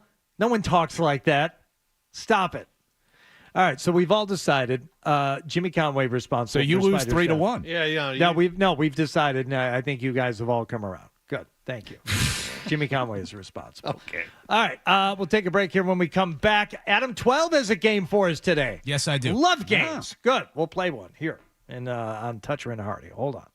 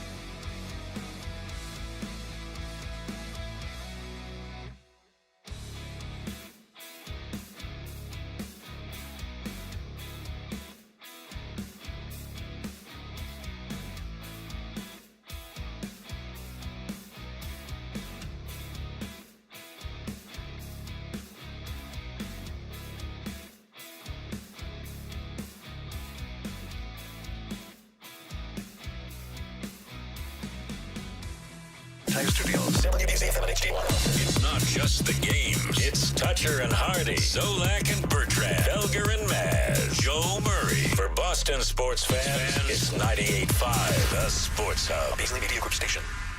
Essential Sports Hub headline presented by Celsius Energy Drinks. Roman Anthony drove in a pair of runs with his first major league hit. Red Sox beat the Rays last night 3-1. Rubber match of that three-game series is tonight. Walker Buehler will get the start. Some injury updates from the team yesterday. Wilyer Abreu expected to return from the IL as soon as he's eligible next week. Alex Bregman reportedly targeting a return in early July. Masataka Yoshida improving, could be ready for a rehab assignment later this month. Today, the last day of mandatory minicamp for the Patriots. They won't practice, just have some meetings. Team announced yesterday full training camp practices begin July 23rd. Receiver Stephon Diggs spoke to the media, dodging questions about that video of him with a bag full of pink powder and a group of women on a boat. Diggs also said he wouldn't predict whether he's going to be ready for opening day. He's coming back from a torn ACL. Game 3 of the NBA Finals is tonight. Thunder and Pacers tied at 1. New York Knicks reportedly denied permission by the Rockets to speak with Ime Udoka about their head coaching position. T-Wolves said no about interviewing Chris Finch as well, and ESPN reports the Mavericks would turn down any request to interview their head coach Jason Kidd. Stanley Cup final continues tomorrow night. Edmonton Oilers coach Chris Knobloch says he has not decided on a starting goalie for that game 4. His team trailing the Florida Panthers 2-1. And Montreal Canadiens defenseman Lane Hudson yesterday awarded the Calder Trophy as Rookie of the Year. Sports Hub headlines are brought to you by John Sewer and Drain Cleaning. 24-hour on-call service for your clogged drain emergency. Go to johnsewer.com. I'm Ryan Johnston on Boston's Home for Sports. 98.5 The Sports Hub. More headlines in 30 minutes. Start your day. Ooh, that's a good one. Work through your day. What's that thing we do at the end of the show? And end your day. I'm not giving you an opinion. I don't know. Right here. 98.5 The Sports Hub. Half Toucher. Dressed like a gorilla. Half Hardy. A big, beautiful ball of flame. And a whole lot of Boston sports. And I have had many offers to become an insider.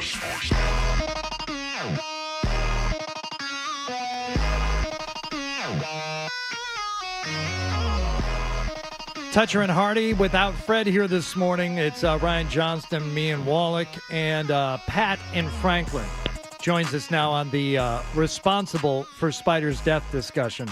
Pat, what do you think? This is a slam dunk. I don't know what these other people that sit near you, Hardy, are talking about. This was totally Jimmy. When he said, he looked at him in the face, he said, "What is this world coming to?" Yeah. Know what that means? He knew he was going to make him snap. He made him snap. Now, he should have shot him in the other foot. That would have been even better. That's kind of my thoughts on that. Oh, okay. So you agree with me, but you think maybe Tommy still went a little bit overboard. I do.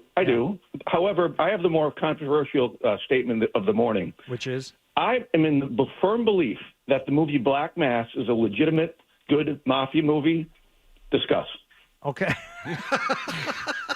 I'll hang up and listen to you agree with me. You are incorrect, sir. Zolak watched that movie maybe 10 times one season because I just figured out why.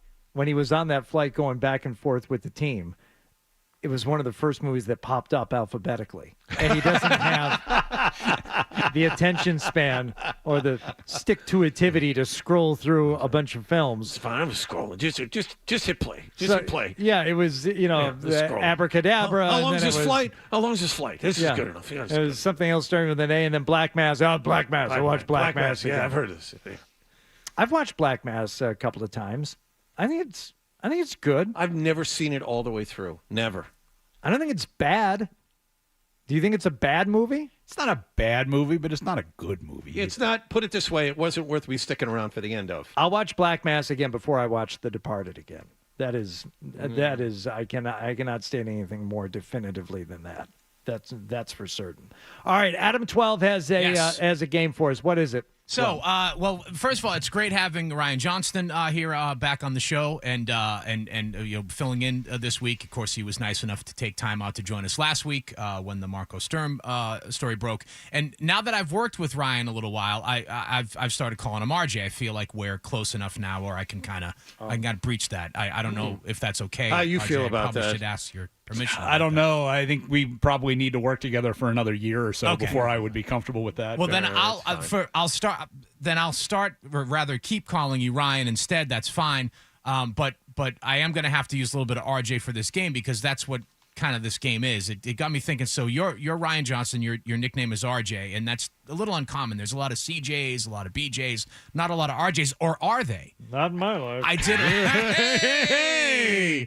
I did some digging around. There are quite a few famous RJs. Okay. Either people that go by RJ or All have right. the initials RJ. So I'm going to quiz the three of you on some famous RJs. Okay.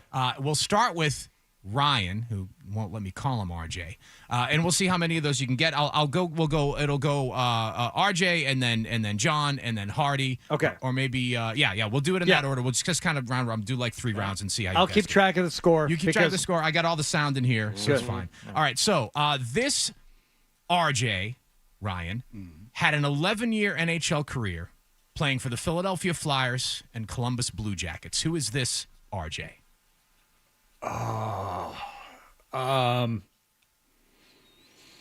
RJ, is it RJ Umberger? It is correct. It Whoa! is RJ Umberger. Well done.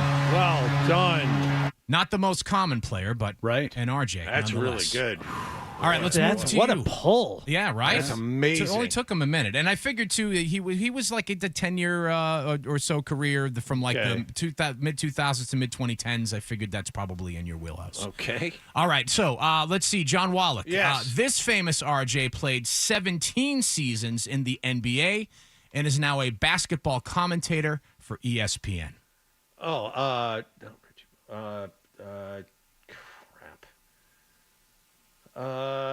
Richard Jefferson. Richard Jefferson is correct. Swish! Look at that. I knew Pressure's that one. on.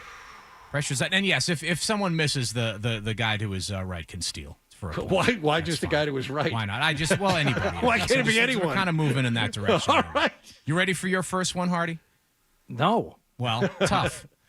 This famous RJ is perhaps the most infamous male adult film star. of Ron all Jeremy. time. Oh, that's too easy. Come on. But I got it so fast. R.J. Umberger, Richard Jefferson, and Ron Jeremy. Like I said, I'm trying to keep it in everybody's wheelhouse. Yeah, here, but you know? Wait, so porn is Hardy's Porn, wheelhouse? that, Sure, you Vegas guy for all those years. I have many questions. He was just yesterday telling a story about having that big event with all of the, I know, but the if you're gonna adult go- film I stars. know, but if and you're going to such. go porn, Ron Jeremy is like top of mind. Meanwhile, we had to go for a serious pull out And of you this. both got points, so Oh I don't my see what We the all got complaint- points, All right. and just because I was gifted the hedgehog doesn't mean that Jesus, my God. accomplishment is any less. Is there a place I can file a protest? No. Jesus, well, Lord. All right. Ryan, you ready for another one? Sure. Okay. This RJ had a legendary 51-year run as the play-by-play voice of the Buffalo Sabres. Rick Jenneret. That is absolutely That's well right. done. Well done. I would have gotten that too. He has an RJ banner in the rafters at the arena in Buffalo. Sweet. Yes, That's perhaps really the good. most famous Yeah. RJ in all of the Yeah. NHL. All right, so let's see. John Wallach, this RJ was a Blue Devil, was drafted by the New York Knicks, and now plays for the Toronto Raptors. An active NBA player. This RJ, who is he? Plays for Toronto now? Yes, plays for Toronto now. Probably the last 3 seasons has played for Toronto. Played for the Knicks before that because that's who drafted him. Played for the Duke Blue Devils. I'm coming up empty on this.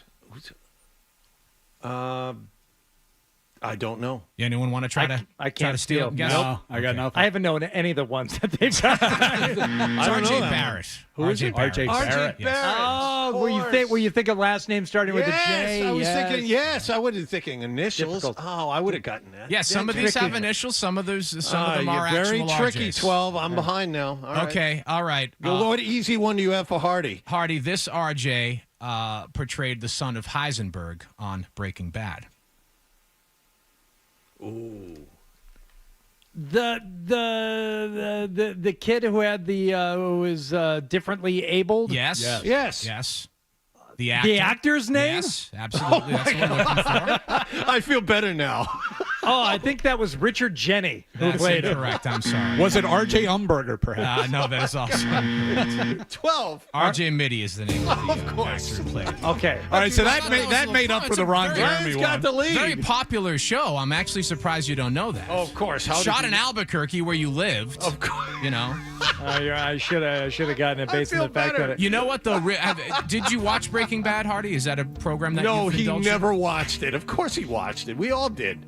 Do you like picking out all the little locations when they just do like a little bit of exposition, like, oh, I know that neighborhood. That's the Northeast Heights. Oh, hey, I've driven by that plaza before. So I'm pretty sure there was a scene that was shot on the last street that I lived on in Albuquerque, where I rented. You wouldn't think they made these outside of like home shows that air right now on, like the Home Network or something. But I lived in a 1-bedroom house. I rented a 1-bedroom that was a standalone, had a nice sized yard for the dog. Was it an Adobe? It was. Of course it's Adobe. Many Adobes. It had a carport, and you walked in the front door. You're right in the living room, little kitchen off to the left, and down the hall was a bathroom to the right and 1 bedroom. Yeah. And that was it. And the laundry was outside, like off the back patio that was also off the kitchen. It was perfect for just, a guy and his dog. 600 square feet, would you say? Yeah, not in a great neighborhood. No. And I'm pretty sure it was on Manzano. Manzano. Okay, so you were down. So like central. Yeah. You don't want to hang out down there. Not close to Route 66. It wasn't that far south, but it wasn't a great neighborhood. Not cool where like Nob Hill is, and then you get down to the university area. No, you're a little bit north and east of that, and that's not a great area. At least it wasn't when we lived out there. You know exactly where. I know exactly what you're talking about. Yeah, not the best neck of the woods. As it were. Okay. We've got to. Let's give you each one more. Okay. So far, Ryan Johnston is in the lead. He's gotten both of his. Both Hardy and John have missed one. So you got a chance for the kill shot here. All right, very good. Okay, Ryan, this heavy-handed RJ has held multiple world championships in 4 different boxing weight classes. So this famous RJ is a famous professional boxer. Who am I speaking of? Oh, I might have this. I might have this. Well, if you don't get it, Ryan, then Roy Jones Jr. That is absolutely right. Well done. Wow. Look at that. Perfect. 3 for 3. So Wallach and I are just playing for second place. Pretty much, yeah. All right. So you're each going to get one more. Okay. And the way this has gone, I have a feeling, John, you're probably going to come in last. Well,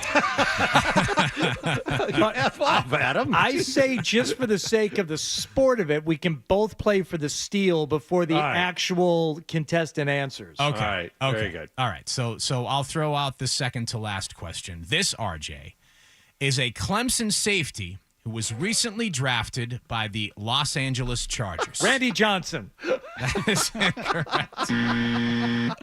How did I miss him? I should have had him in the quiz. Rick James. Oh, my God. I have no idea. You got that one, Hardy? 6th round draft pick by the LA Chargers? Yeah, but I want to give Wallach time to think. Did you just like run out of time and you just like quick? Let me Wikipedia this. No, you know what? I went to the like RJ Wikipedia. No page, idea. Who is there. that? This is we're talking about RJ McCready. Of course. That's who we're talking about. Yes. How did I not get that? So I'm sorry, John. You only got 1 out of the 3. I feel terrible. But if Hardy misses this last one and you steal it, then the tables are turned. Okay. So you got a chance to do it. This RJ. I'm sorry, and I had that wrong, by the way. It's RJ Mickens because this last one is a bit of a twist. Oh yeah, he produced Super Freak. He sang Super Freak. Name this RJ. RJ McCready, Hardy, is the name of the helicopter pilot in this all-time great science fiction horror film.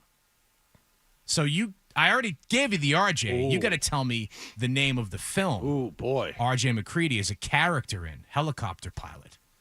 I believe R.J. McCready is the character played by Kurt Russell in The Thing. That was my guess too. Great job, Hardy. Whoa! Excellent. Great job. Very, That's a very great well done. I was movie, even going too. to give you. If you hadn't named the actor, I was going to give you a chance for an extra point for that, but you got them both. So, Well done. Well done, Hardy. I think I earned it at the end. I think you did that's too. great. Absolutely. That was well done. So, yes, thank you, gentlemen, for playing the RJ game. And now I will revert to calling RJ Ryan because I haven't earned the right to call him RJ. I don't know. You did set up the game so I could win, so that earns you some points. Okay, all right. You getting RJ Maybe 6 Umberger- months instead of a full year. I don't care what he just did. You getting RJ Umberger at the beginning was amazing. Called a few of his games. That's I pretty remember good. him as a Philadelphia Phantom. Man. I recently saw a reel where Kurt Russell is talking like a career retrospective interview or something, and he shows up on set to do the thing, and he sees this ridiculous sombrero like on one of the prop tables in the costume trailer. He said, like, what's that? And they said, that's the hat you're going to wear. And he said, no, I'm not. Why would I wear a sombrero? And John Carpenter or whoever's standing there is like, no, because you're kind of like a cowboy. And you're the hell is that? No, I'm not wearing that hat. And he wore the hat. Yep, It's he sure did. iconic. It doesn't make any sense. No, but It's cool. again, it's cool and it's part of the character. And besides, I mean, no disrespect to Kurt Russell, but John Carpenter will tell you what to do. You will not tell John Carpenter what to do. Top 6 Kurt Russell films: The Thing, Overboard, Captain Ron, Big Trouble in Little That's the China. number one right there. Big Trouble in Little Big China. Trouble in Little China. Executive Decision? I don't mind Executive It's not a bad Decision. movie. It's not a bad movie. Best of Times. Oh, John Wallach. Of course, Reno Hightower. Best of Times. And he's wearing his white shoes. Actually, you know what? I Big Trouble's probably number 2. You know what the number 1 is? No joke. Escape from New York. That's another Carpenter movie. But then Absolute but classic. then he made that dumbass sequel Escape from LA sucks. That was awful. But Escape from New York is an all-time. Oh, wait a second. Where do you stand on Tombstone. Oh, that's not jeez, yeah. bad. You guys want one that will haunt you for the rest of your days? Another Kurt Russell movie? It's another cowboy movie. Shoot. Bone Tomahawk. I never saw that. I never saw That's that. an interesting one. Pass. That's a tough one to watch. You've seen it? That's a tough one to sit through. I saw that late one night, like up at middle of the night. It was The on. scene. Yeah. The scene. It is maybe the most disturbing, violent scene ever recorded in cinema. Two things. Oh. First of all, I saw The Thing out in the backwoods of Maine with my family. It scared the. Was it at a scared the- drive-in? No, it wasn't. That would've But been it was. cooler. It was at one of those houses off in the middle of nowhere, next to a pond with like a dirt road up to Sure, it. sure. It scared the crap out of me when I was a kid. And a little known fact about Kurt Russell, I've heard him do interviews about this. He was the original guy who was going to do Bull Durham. Oh, I didn't know. He was going to do the Coster character in Bull Durham. Oh, I could see it. Before they went in a different direction. Tango and Cash. Oh yeah, not as good. Tango and Cash is an immensely entertaining. Terry Hatcher underrated in that movie. Couldn't Jack split up Palance. Tango and Cash. That's also true. This is our song of exalted joy. Hateful Eight, never saw it. Tango and Cash. Hateful Eight, probably the worst Tarantino movie. You think? Did not enjoy that at all. Okay, hold on. I got to look here. Sam Jackson was not in that one, or he wasn't? No, in that he one? was in that one. He's in just about every Tarantino movie, one way or another. I didn't know he was in Silkwood. Yeah. The Mean Season. Fantastic movie. Very okay, good. so that's a good one. Tequila Sunrise, never saw that. Did you know he plays Elvis in Forrest Gump? No. Kurt Russell plays Elvis in Forrest Gump. I did not know that. Oh, here's another good one. Breakdown. That's an Yes. underrated Not a bad movie. You better pray. Is J.T. Walsh the villain? That's Yes. right. Good call. Yep. Oh. That's right. He looked. You better pray. Okay. And quite frankly, Once Upon a Time in Hollywood, which I rewatched recently, better than I remembered. Mm-hmm. And he's in that. All right, very good. We will be joined next by Tara Sullivan of the Boston Globe. So stay with us here, and thank you for the game, Adam 12. Congratulations to Ryan Johnston. Put us all to shame in the RJ game. More Toucher and Hardy coming up. Hold on. You're listening.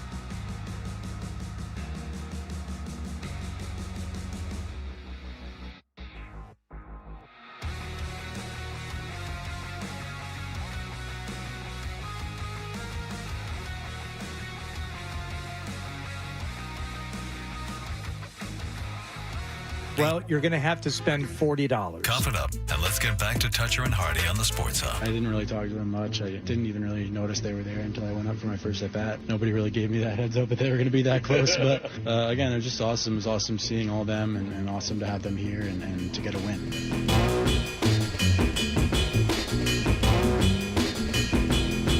It's Toucher and Hardy without Fred this morning. Ryan Johnston is here, and I just chastised him for forgetting about a Kurt Russell movie, which he tried to dismiss. We're talking about the great Kurt Russell films. Come on. It's just, I wouldn't put it in my, I believe you asked for top 6. It wouldn't be in my top 6. Miracle. It's the Herb top Brooks. 1. He's fantastic in it. Let me ask Tara Sullivan as we bring her on. She's going to agree with us. Columnist from the Boston Globe. Tara, do you believe in miracles? Absolutely. Who doesn't believe in miracles? I'm not sure. It's funny when you say Kurt Russell, though. For me, I always think Backdraft. That was just one that stuck with me. Another one. See? Underrated, very, resonant career, though, for maybe depending on where you are in your life at the time. I don't know. But you can't argue with Miracle, especially. I mean, when you're listing sports movies, it's got to be up there too. So. Yeah, but we were listing Kurt Russell movies, and I mean between Tombstone and what's Big Trouble in Little China, Best of Times, The Thing. The Thing. Good one. Yeah. I don't know if it cracks the top 6, but my problem with Backdraft is Jennifer Jason Leigh's hair. They made her like a blonde, like a platinum blonde. And Tara, your thoughts on Jennifer Jason Leigh's hair. That part hadn't stuck with me. I think, honestly, it's the fact that they included Irish dancing in the parade, and as a career purveyor, teacher, dancer, performer of Irish dancing, I think that's why the movie stuck with me. So I will own up to my bias, my personal bias. What a shock that a Sullivan would be into Irish step dancing. Boy, shocking, I know. I was at my daughter's graduation on Saturday. And congrats to her. Thank you very much. But with the last name Poole, they go alphabetically, and I told my son, he's like, "How long is this going to take?" I said, "Well, you think you're getting toward the end once your daughter goes on stage, but then we'll have all the Sullivans to get through." Yeah. And you might have had a lot of something in there as well. I don't know if that delayed you beforehand, but yeah, we're far and wide. Yeah. So otherwise, Tara, great to talk to you. Great to have something to talk about with the Red Sox. Isn't that the truth? Lately, I mean, these last couple of nights, it's been worthy of, I don't know if it was appointment viewing, but it was right next door to it. Watching Roman Anthony and seeing how he performed in his first night, and then last night. It wasn't quite storybook, but at least it's something to talk about. And I'm sure, Tara, you kind of fall under the category of just give me a story. Let me give me a, you're not necessarily going to root for anything other than, Irish step dancing, but let's root for a good story. This last night ended up being a pretty good story. Yeah, it's so funny you say that because I do, even just as a professional in the business, when you meet fans, you're rooting for whatever, and having moved from New York, right? Like, how do you root for the Red Sox? And I say that I check our fandom at the door, but you root for early deadlines and good storylines. That's always my answer. So as far as storylines go, you're right. Like, now I was there a little bit over the weekend in New York, and, the vibe has definitely changed a little bit. There's no doubt about it. You just feel a buoyancy these last few days. On Sunday, it was the anticipation that Anthony was going to get called up, and then watching it across the 2 days so far. And then some of the other younger guys, they had started to maybe pitch a little bit better and getting some more timely hits. And, yeah, it's like you said, listen, everything else is done, right? Like, what is the summer if baseball stinks too? I mean, it just makes it tough. So for the Red Sox to even provide a little bit of, something to pay attention to, I think that's important for them. They need to they need to be better anyway. But, yeah, it gives people something to latch onto for sure. All right, you mentioned buoyancy and how things have changed a little bit. What is the vibe just hanging out around those guys? And you can throw in the 3 prospects that are there and a guy you wrote about, Narvaez. I mean, they got a lot of young, impressionable guys in that clubhouse, and we were talking about it in the first hour of the show. I mean, the atmosphere hasn't been great. This team doesn't do a lot of things well. The manager should be taking a task for that, and there's really no big alpha leader in the clubhouse to lead these young guys along. Yeah, it's a fair question. I think it is, as much as you have arguments with Alex Cora, like I do think he's good at leading young guys, being very open, transparent, communicative with them and expectations and things like that. I do wonder myself, like Trevor Story's story has obviously been riddled with injury and he hasn't been out there a lot. We see him heating up a little bit. If he stays healthy, I do think he's the kind of veteran presence that would be helpful influence-wise if he can stay on the field and keep contributing.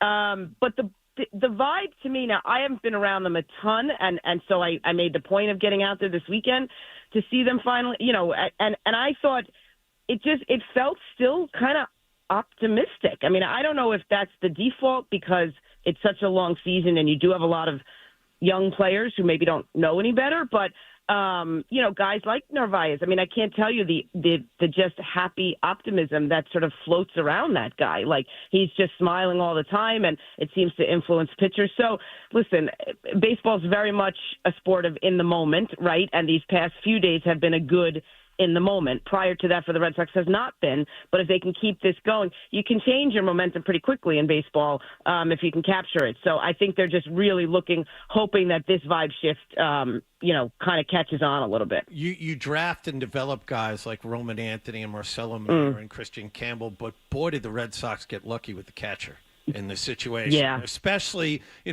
going back to New York, and I'm sure that was a subplot of all of this, and performing well against a team that basically gave up on them. Did they get lucky. It's hard to find a good catcher. Yeah, and it's one of those times, I kept thinking, like, how do you write it properly in print? But, like, you kill them for all the bad moves, right, and deservedly so. But sometimes you stop and say, wow, that was a great pickup, right? That's a smart move by the front office. They got a steal, and that was the word I used in a column coming off that game on Sunday. They may have found their catcher of the future, and he's young. He's really hardworking. He's delivered so much more at the plate than I think they would have anticipated. I think defensively that was always what they believed in. He's, really meticulous behind the plate and great with pitchers. And who knows, even my new colleague, Tim Healy, had a great note, though, about, some of the defensive prowess that he's great at framing pitches and such may change if we go to automatics. But in any case, I just think that was one of those where you say, okay, maybe that's something that turns out well and brings just a lot more kind of positive vibe and energy. Have you noticed any kind of shift in Alex Cora, Terry? You've been around him now for enough time to see how, he behaves and his attitude and I guess his intensity level. And it's easy to draw a line of demarcation with the contract extension, but seems like for, the number of things that go wrong with this team and some very rudimentary errors taking place, he seems, at least for my taste, at times a little too even-keeled. Have you noticed this about him? And what's your explanation for it, if you have one? Yeah, I think it's impossible to argue your point, right? Especially, and then you watch Aaron Boone sometimes, who's been around just as long and and is still getting ejected here and there and screaming and yelling. And, I do think you've seen a little bit calmer version of Alex, if calmer is the right word. And for some, it can be frustrating. Like, I'm with you, particularly, guys are turning the wrong way on defense and stuff. Like, how do you not get a little bit, angry or more angry at that? But, this is the man is who he is, and even temperament in terms of the manager's chair has kind of always been his way, even if there's been a flash here or there. So I just think right now, where we are in the season,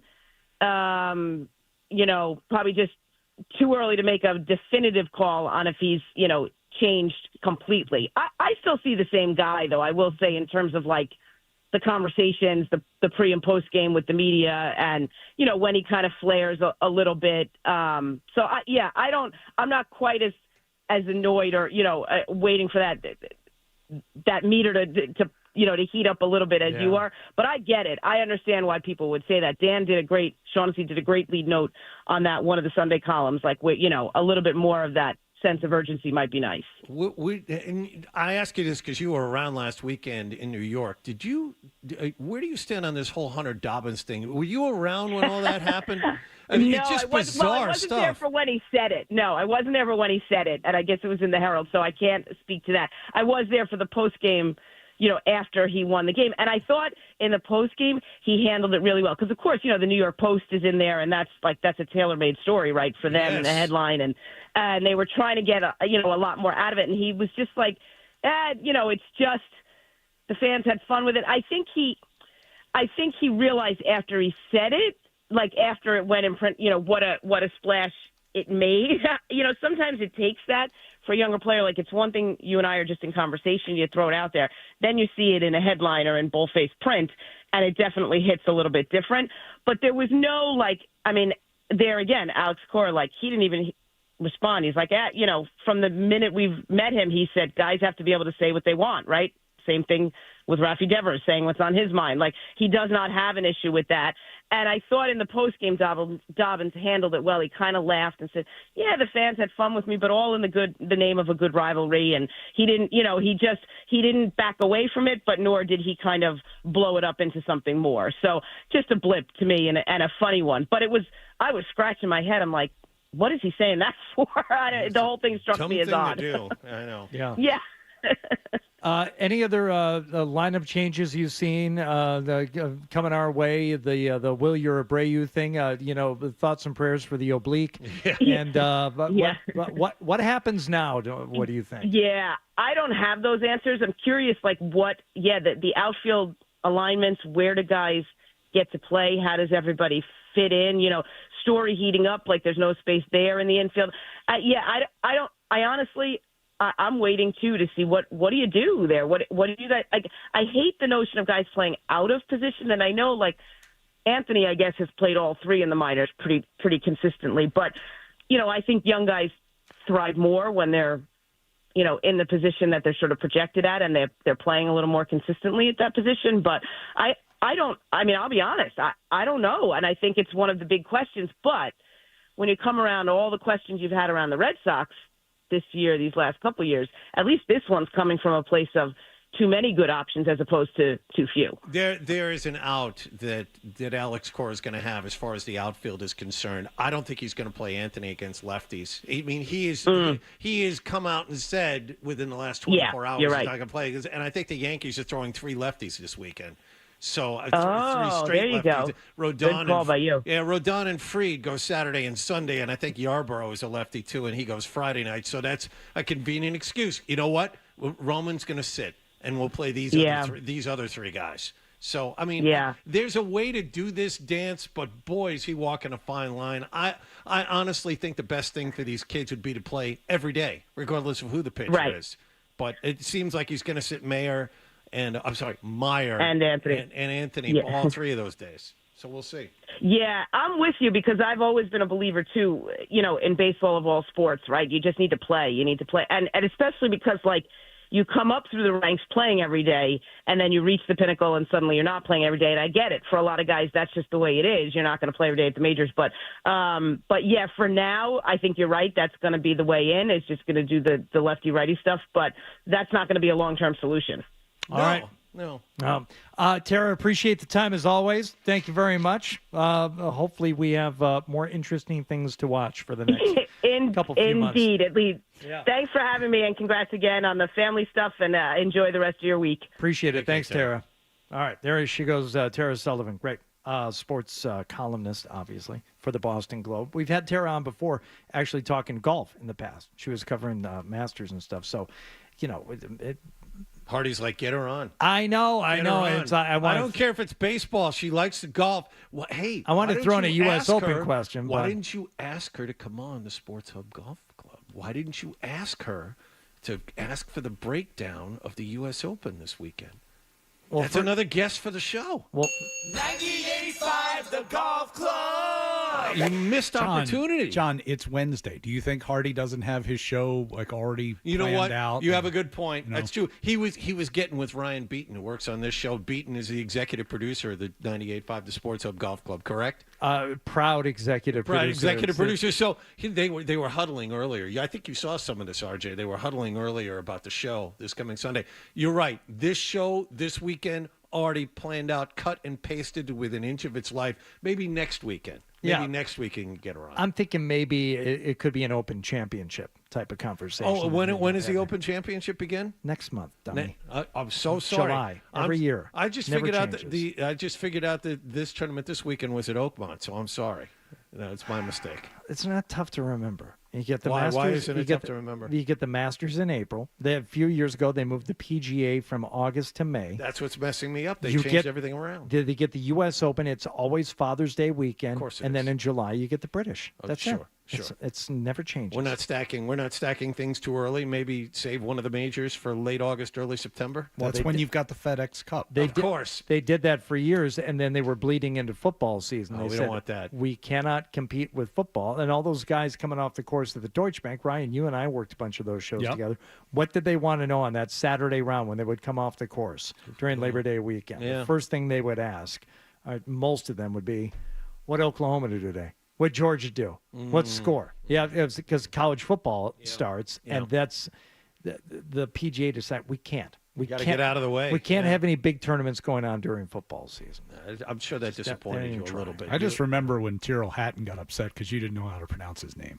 At least you got it right. I still mispronounce it. Yeah. Tyrrell. He sat down. He was not pleased with Hardy. Well, that must have crushed neither one of us had ever heard the guy before. I'm like, here's Tyrell Hatton. I don't know. And it's Tyrrell, actually.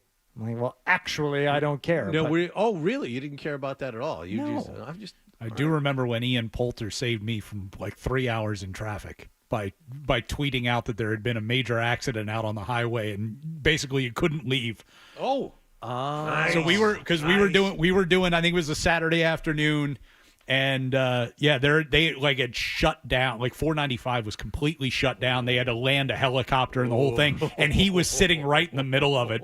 So he tweeted out, "It's like I don't know what's going on the highway." I'm like, "Time to buy some beers and go walk the back nine, guys." Yeah. Like, do you remember when Poulter went on with Felger and Maz?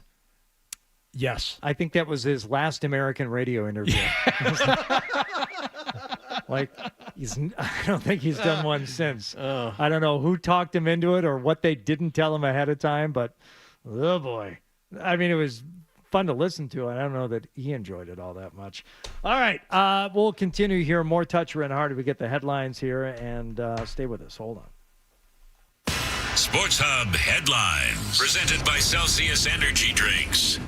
Lucas Giolito pitched 6 innings, allowed just 1 unearned run. Red Sox got a 2-run double from Roman Anthony to kick off the offense, win it over the Rays last night, 3-1. Final game of that series is tonight. Walker Buehler will be on the mound. Dodgers' Shohei Ohtani threw a simulated game yesterday. Manager Dave Roberts said afterwards it's possible Ohtani could return to pitching before the All-Star break.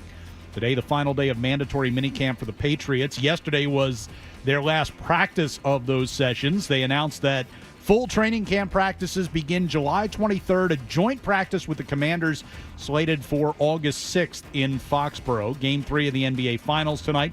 Thunder and Pacers are tied at a game apiece. Game 4 of the Stanley Cup Final will be tomorrow. Edmonton Oilers coach Chris Knobloch, whose team trails Florida 2-1, says he has not yet decided who will start in goal for his team. Canadiens defenseman Lane Hudson named the Calder Trophy winner as Rookie of the Year yesterday. Sports Hub headlines brought to you by Veterinary Urgent Care Center with 8 locations in Mass and Rhode Island. VUCC offers compassionate, convenient, high-quality care 7 days a week. Walk in or book an appointment at veturgentcare.com. Veterinary Urgent Care Center, urgent care for your pet's urgent needs.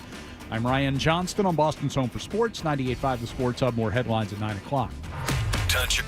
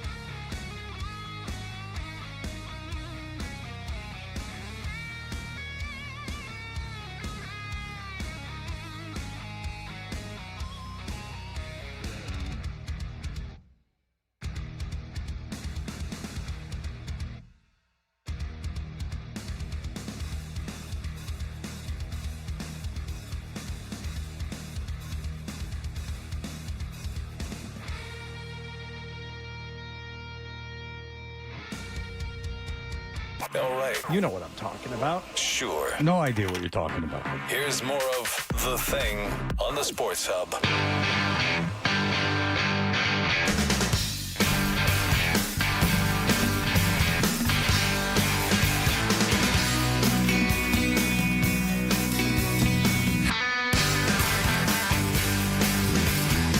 I'll let this roll all day. All right, it's Toucher and Hardy here on 98.5 The Sports Hub. So we were talking Red Sox here with Tara Sullivan a few minutes ago. Hop on over to John Heyman, who has an exclusive for the New York Post. Hunter Dobbins' story about why he hates the Yankees uncovered as a fanciful tale. There's no record of Lance Dobbins being drafted by the Yankees or traded by them, and Andy Pettitte doesn't recall his good friend, in quotes, Lance Dobbins. So just to set this up, and I thought about this as I was talking with Terrace, people may not fully understand. Hunter Dobbins pitched against the Yankees on Sunday, so they went and talked to him about the first time he's ever faced the Yankees as a major leaguer, et cetera, et cetera. He said, I hate the Yankees. I hate all the people. My father was drafted by them twice, and he got traded to Arizona right after that. And I hate all the Yankees every Yankee except for Andy Pettitte, who was a good friend of my dad's. And everyone was taken aback by this. Whoa, he's pitching at the stadium. He doesn't like the Yankees. There aren't many people that have had the guts to say that. And Dobbins went out and beat the Yankees. The problem is there's this pesky thing called the New York media who immediately fact-checked that story. And John Heyman, who's a very good baseball writer, immediately debunked all of it. Which is, I mean, unfortunate because it seems so easy to avoid this lie just by not making it up in the first place. But there's an alternative theory here as to what happened with Hunter Dobbins. And Ryan Johnston, you came up with this. Yeah, so my theory is that Hunter Dobbins' dad has inflated his baseball career to his son, and Hunter was just recounting some of the lies that his dad has told him over the years, not realizing that they were not in fact real. Okay, and maybe at some point he starts. Otherwise, he's a sociopath to go and just tell a reporter something that's completely not true about your dad's career. Maybe you get to a point where you just start to believe it, like Robert De Niro in The Fan, when he starts talking about his days, pitching and throwing to his catcher Coop, and it turns out that he didn't have a cup of coffee up in the bigs. No, it was Little League. But, you tell it so often that you start to actually believe it a little bit. So maybe Hunter Dobbins' dad actually believed it. His dad might have met Andy Pettitte once, and it just kind of, it snowballs over the years. Like he was like best friends with him. But he said, Hunter Dobbins said that his father was drafted not once, but twice. And then the Yankees traded him. I mean, but how do you get drafted twice, by the way? You get don't sign. That's right. Time. You don't sign as a high sign. schooler. Yeah, you go to college, and then you get drafted. But they wanted him so much, they drafted him a second time and then traded him away. So, of course, John Heyman goes to Brian Cashman, who's been the GM of the Yankees for 25 years. Well, they have records of who was drafted. I know. You can just go back and look. Of course. But, I mean, Heyman immediately looked back over the draft records and couldn't find his name. So he's like, wow, that's odd. Let me talk to the guy who did the drafting. And Brian Cashman's like, yeah, I've never heard of that guy. I've no recollection of that guy at all. And so that's the other thing. Hunter Dobbins, after hearing all that stuff, he wasn't curious who his father was taken ahead of or behind or anything like that. Didn't look at the draft records, which aren't that hard to find online. He wasn't curious at all about any of this. Never looked his dad up on Baseball Reference. Because on Baseball Reference, there is a Lance Dobbins who played like 2 years of independent ball, never played organized minor league baseball. Had an ERA of like 8 or 9.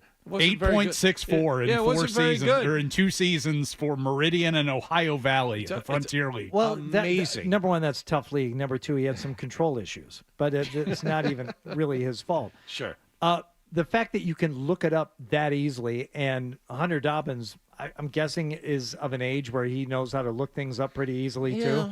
Is pretty savvy when it comes to that stuff. You would have thought at some point he actually looked up, and it's like got traded where? Who did you play for? Would the Yankees trade someone to the Ohio Independent League? Are they affiliated with them right. to that degree? So now we have three things that are horribly wrong here. One, a father who wildly overinflated his baseball career. Two, a son who could have looked things up. And I have a feeling while we're talking about this, he did and let his father kind of live the lie because it's too easy to have not done it. And three, knowing all that, still lied to the media about it. His Dobbins' official Major League Baseball bio says that his father pitched in the Diamondbacks organization for 2 years. Now, oh man, the Diamondbacks did not exist yet when Lance Dobbins' professional career in unorganized baseball was actually taking place in the mid-90s. As I said, there are so many things that are wrong with this. But was both father and son? Man. Was there a kernel of the Diamondbacks organization that existed in some other form that maybe he pitched for? The embryo of the Diamondbacks organization? Man. Trying to give him every benefit of that. I like Ryan's explanation the best, though. Dad telling stories as a good son. I know you just believe them, and then you repeat them. My father has spun many a yarn over the years, kind of things that were not true, that he was just kind of pulling your leg on. Sometimes you buy it when you're a young kid and you just never really think about it again. And you just accept it as reality. No, but even if you hear that stuff when you're 7, 8, 9, but when you get older and the internet's readily available, there's curiosity involved. He deliberately looked the other way. A friend of mine from college. He was an adult at this point. Still believed a story that his parents had told him some 15 years or so prior about what became of their dog. No, but with the internet, that's a different kind of story. You can't look up that fact anywhere. You can look up baseball stats and where you play. My point being, sometimes people put a little bit too much trust in their parents and just believe that, he wouldn't lie to me. He's my dad. Of course he's telling me the truth about his baseball career. Yeah, I'll say the same thing about my dad in that the stories he would tell were uncheckable. Like, just accept it as fact that one night at the bar, he and his friend Dick Scheffler were drank for free all night because the bartender thought that they were Willie Nelson and Kenny Rogers. Now, my dad was supposed to be Willie Nelson, despite the fact that he did not have long hair. That he looked nothing like Willie Nelson. Well, neither would Willie Nelson if he went into a bar. He wouldn't look like Willie Nelson. Otherwise, he would attract too much attention. Dick Scheffler looked a little bit like Kenny Rogers, but not Nelson enough to looks drink like for Willie free all Nelson. night. But that was just the story.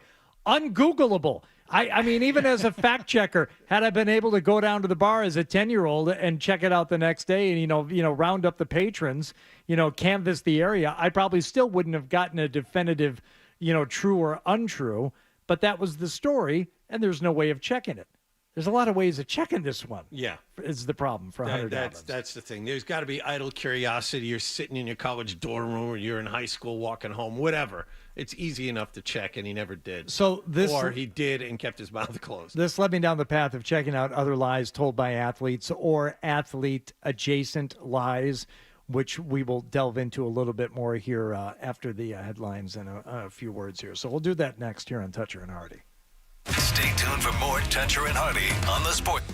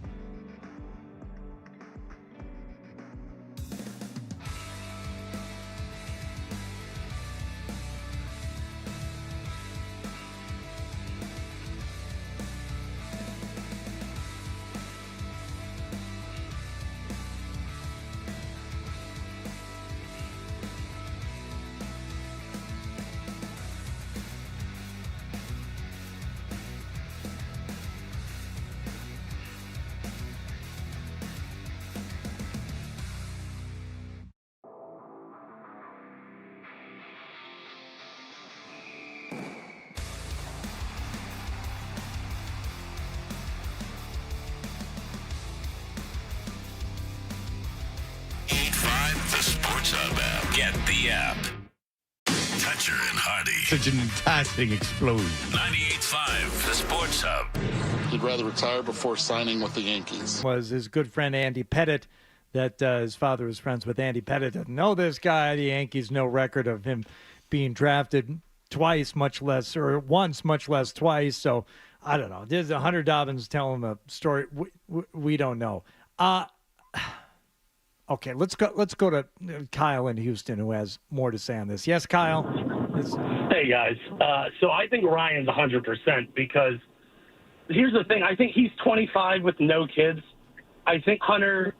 I don't think you come to realize the white tales your dads tell until you're put in those positions. Like, I just think he never even, his dad said it, why would you question dad? And I just think it's kind of waking up today like, oh my, what, like how much, what else did he lie about? I just think I just still think he's too young. Oh, yeah. It is. I mean, there is a point to be made. I appreciate you supporting my theory, which is that dad just has been lying to him all these years and he never questioned it. Big fish. But there is a there is an issue with, in the internet age, like you would want to see what your dad's stats were. Absolutely. Like, you would want it because, like, I know, I've met people, like my wife works for a doctor who played college hockey. And so you can easily look up stats from, from basically anybody who's ever played any sort of organized hockey. Go on to hockeydb.com and look up his stats, and I have. And it's like that's one of the first things I would do. That's the thing. There's a father who's since moved away who used to coach my kid's Little League team, and he said, I get drafted by the Mets. And I was like, oh, that's really nice. Yeah. He had no idea what I did for a living. And I get drafted by the Mets and, just trying to keep my hand in it. And, of course, the first thing I did when I got home was look up that guy's stats. Not there. Never got drafted by the Mets. He's probably telling people that for years, and no one ever questioned him. And to give myself credit, never questioned him on it. Like, oh, it's good to see you. The catcher is the guy who is running the show. What? That's the brain. Sort of. Yeah. This is John Hamm on David Letterman. If you can't recognize Letterman's voice, the first voice here is David Letterman. The catcher is the guy who is running the show. What? That's the brain. Sort of. Yeah.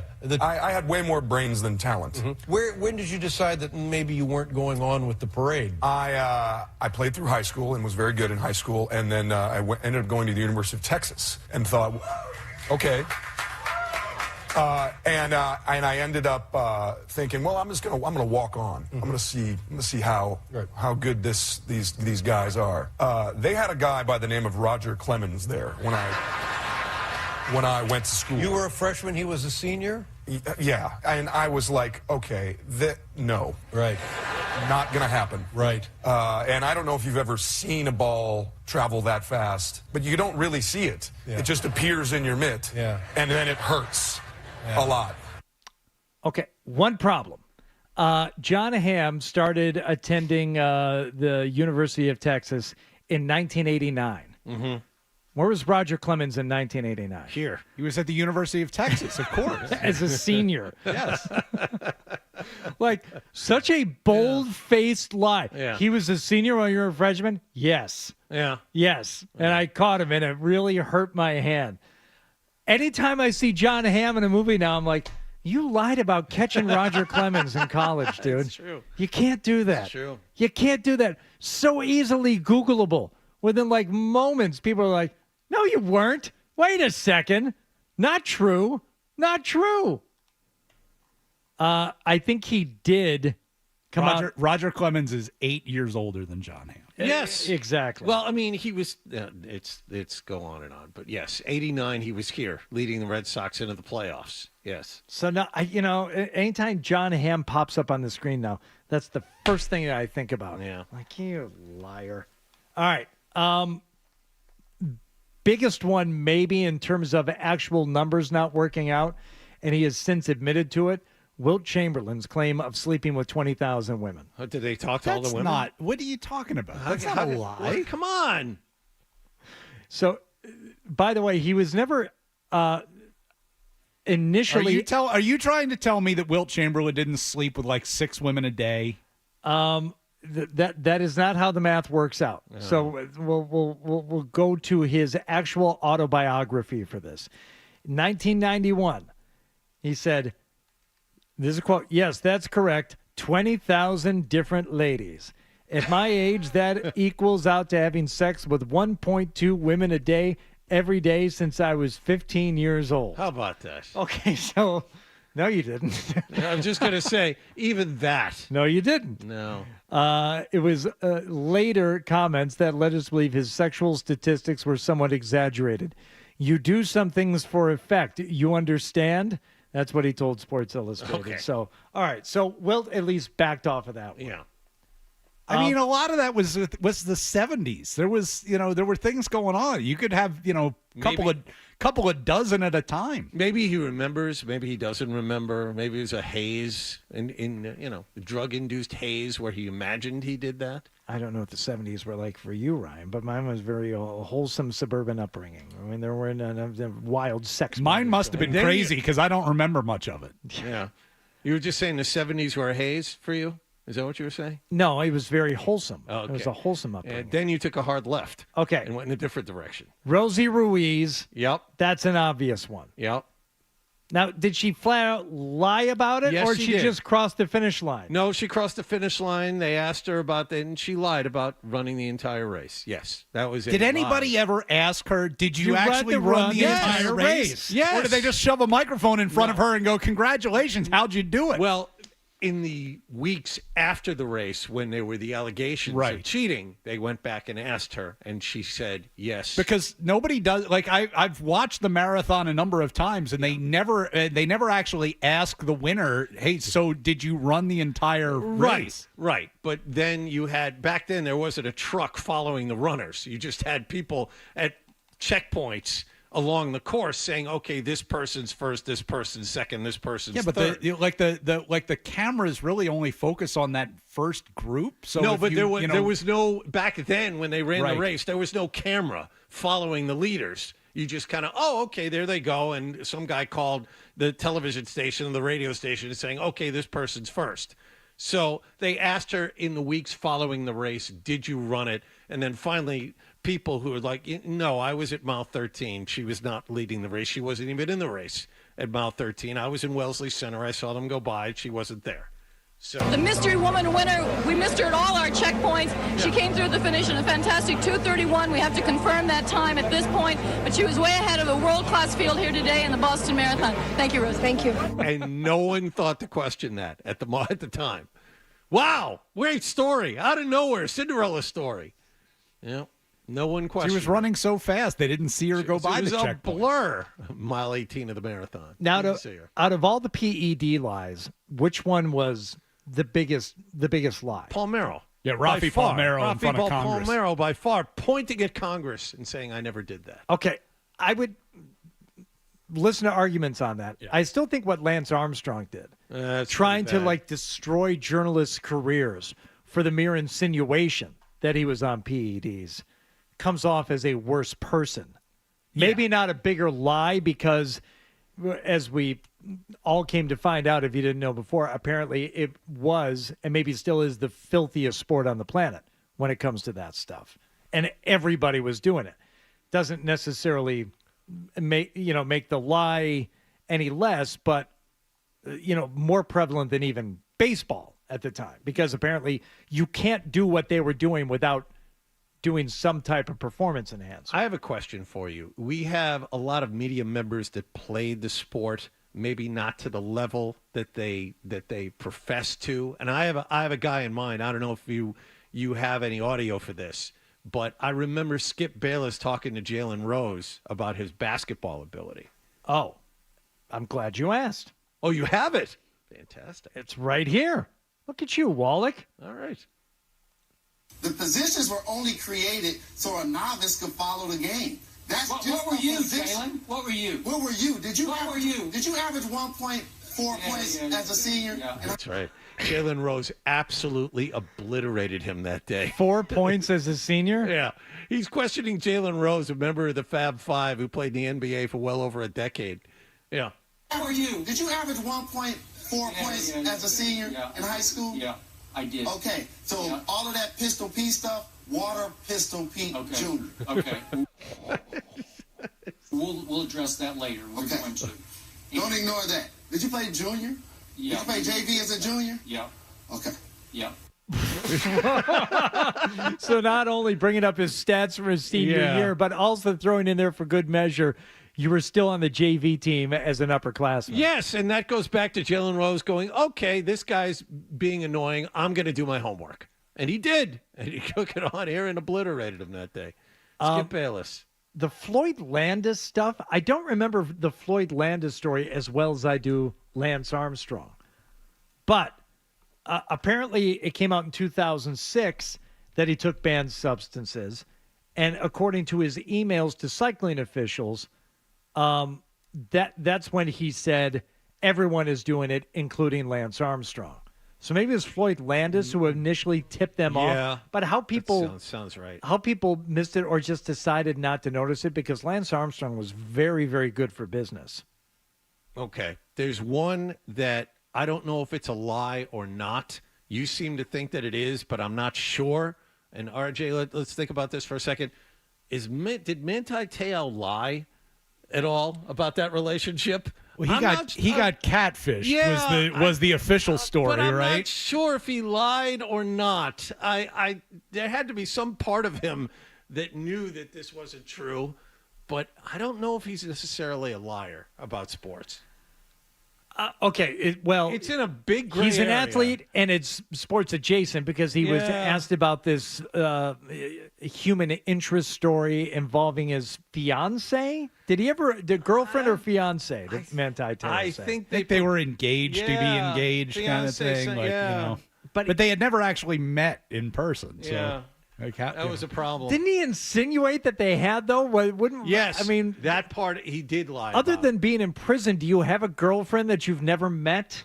I mean, it's kind of like, you know, my boyfriend who lives in Niagara Falls kind of thing. Like, you know, She's not here. She's up in Canada. Do you count what Josh McDaniels did to the Colts as a lie, or is that just changing his mind? That's changing his mind. Yeah, he That's got not a lie. got bought and brought back here. Yeah, that's different. Had he not signed the actual paperwork yet? Did he at one point say, "Yes, I will be the head coach of the Indianapolis Colts. I accept." All right. George Leary, that George college O'Leary. George O'Leary, right?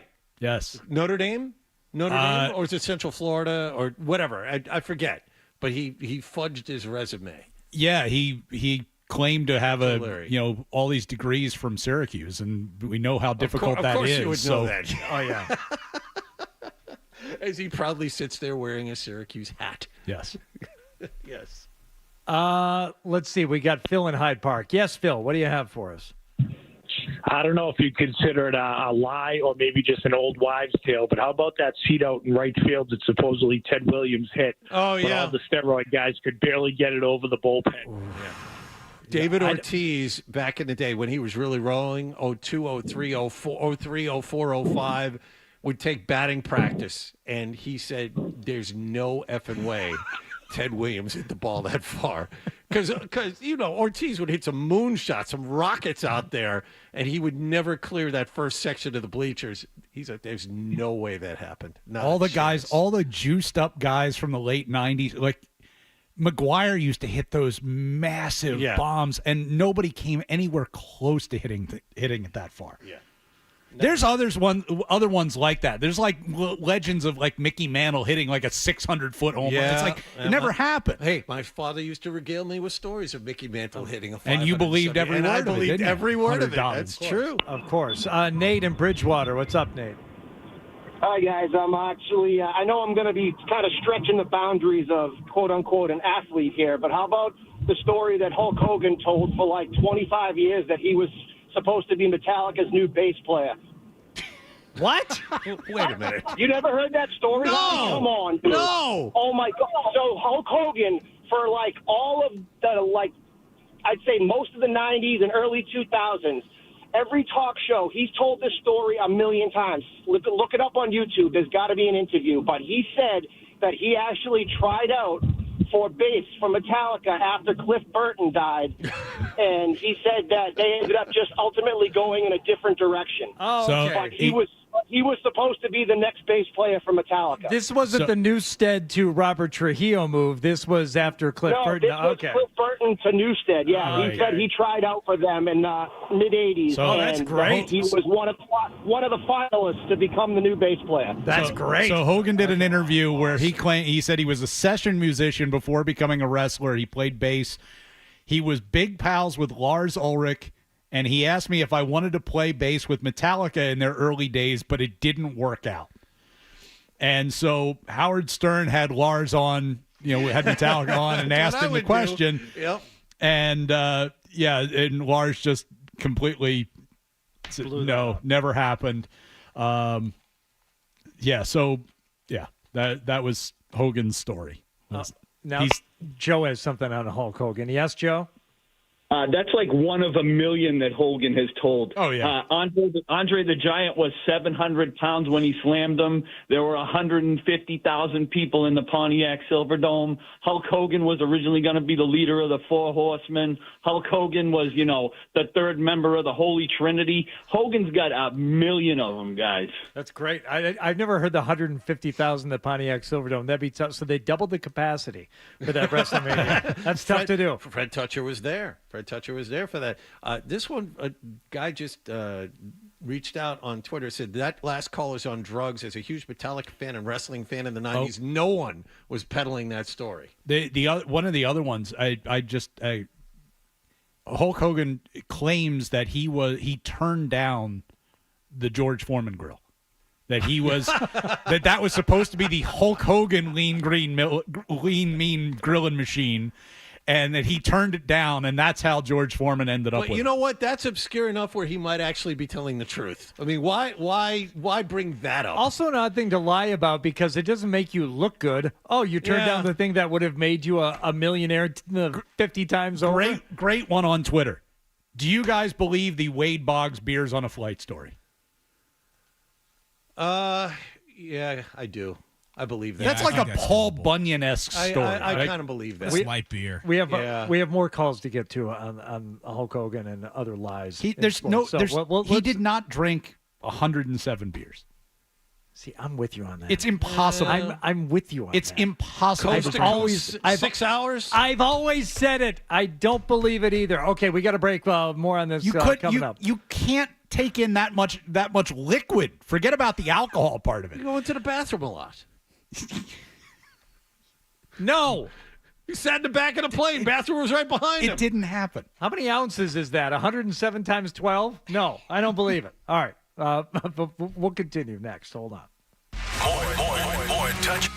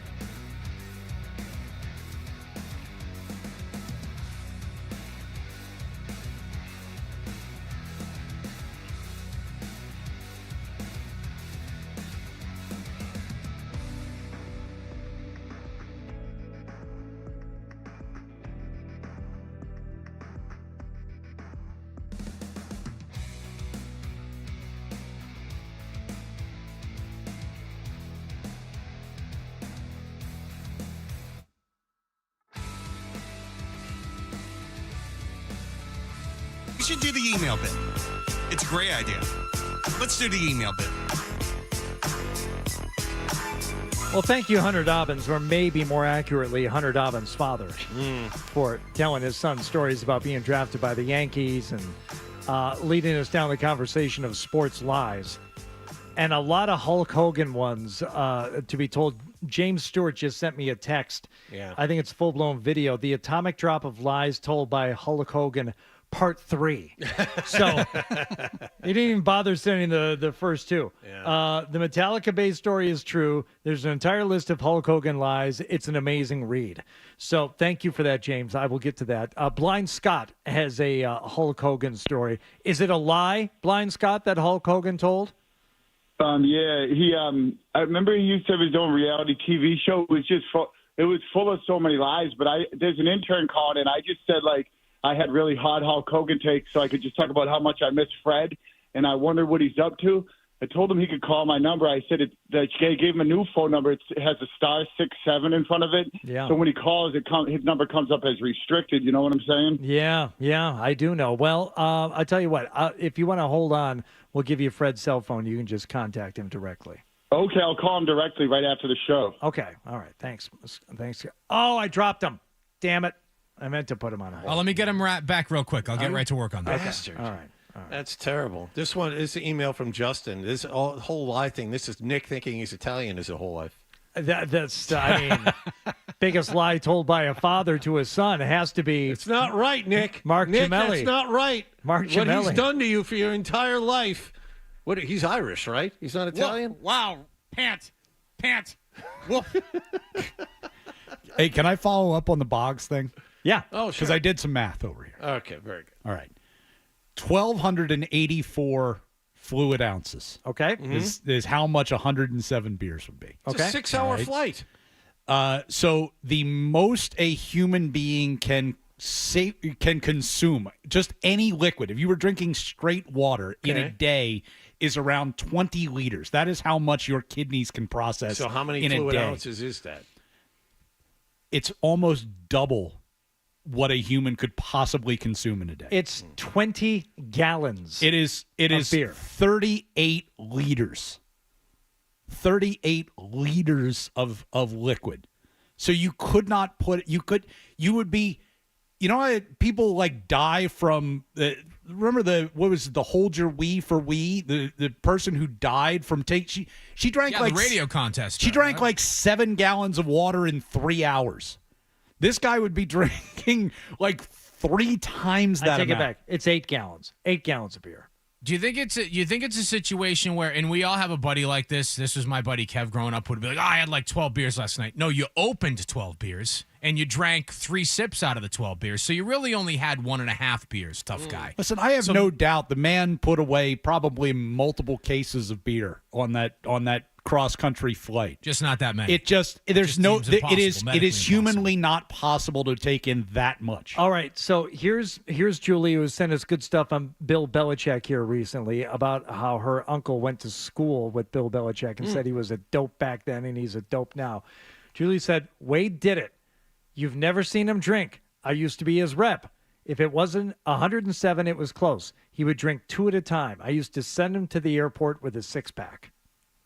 So you'd have a Did you send him to the airport with 107 beers in his bag? I'm just saying, Julia's had good info so far. She's backing up the 107 story. So I don't believe it either, Ryan. I'm with you. It's impossible. It's 5 cases of beer, right?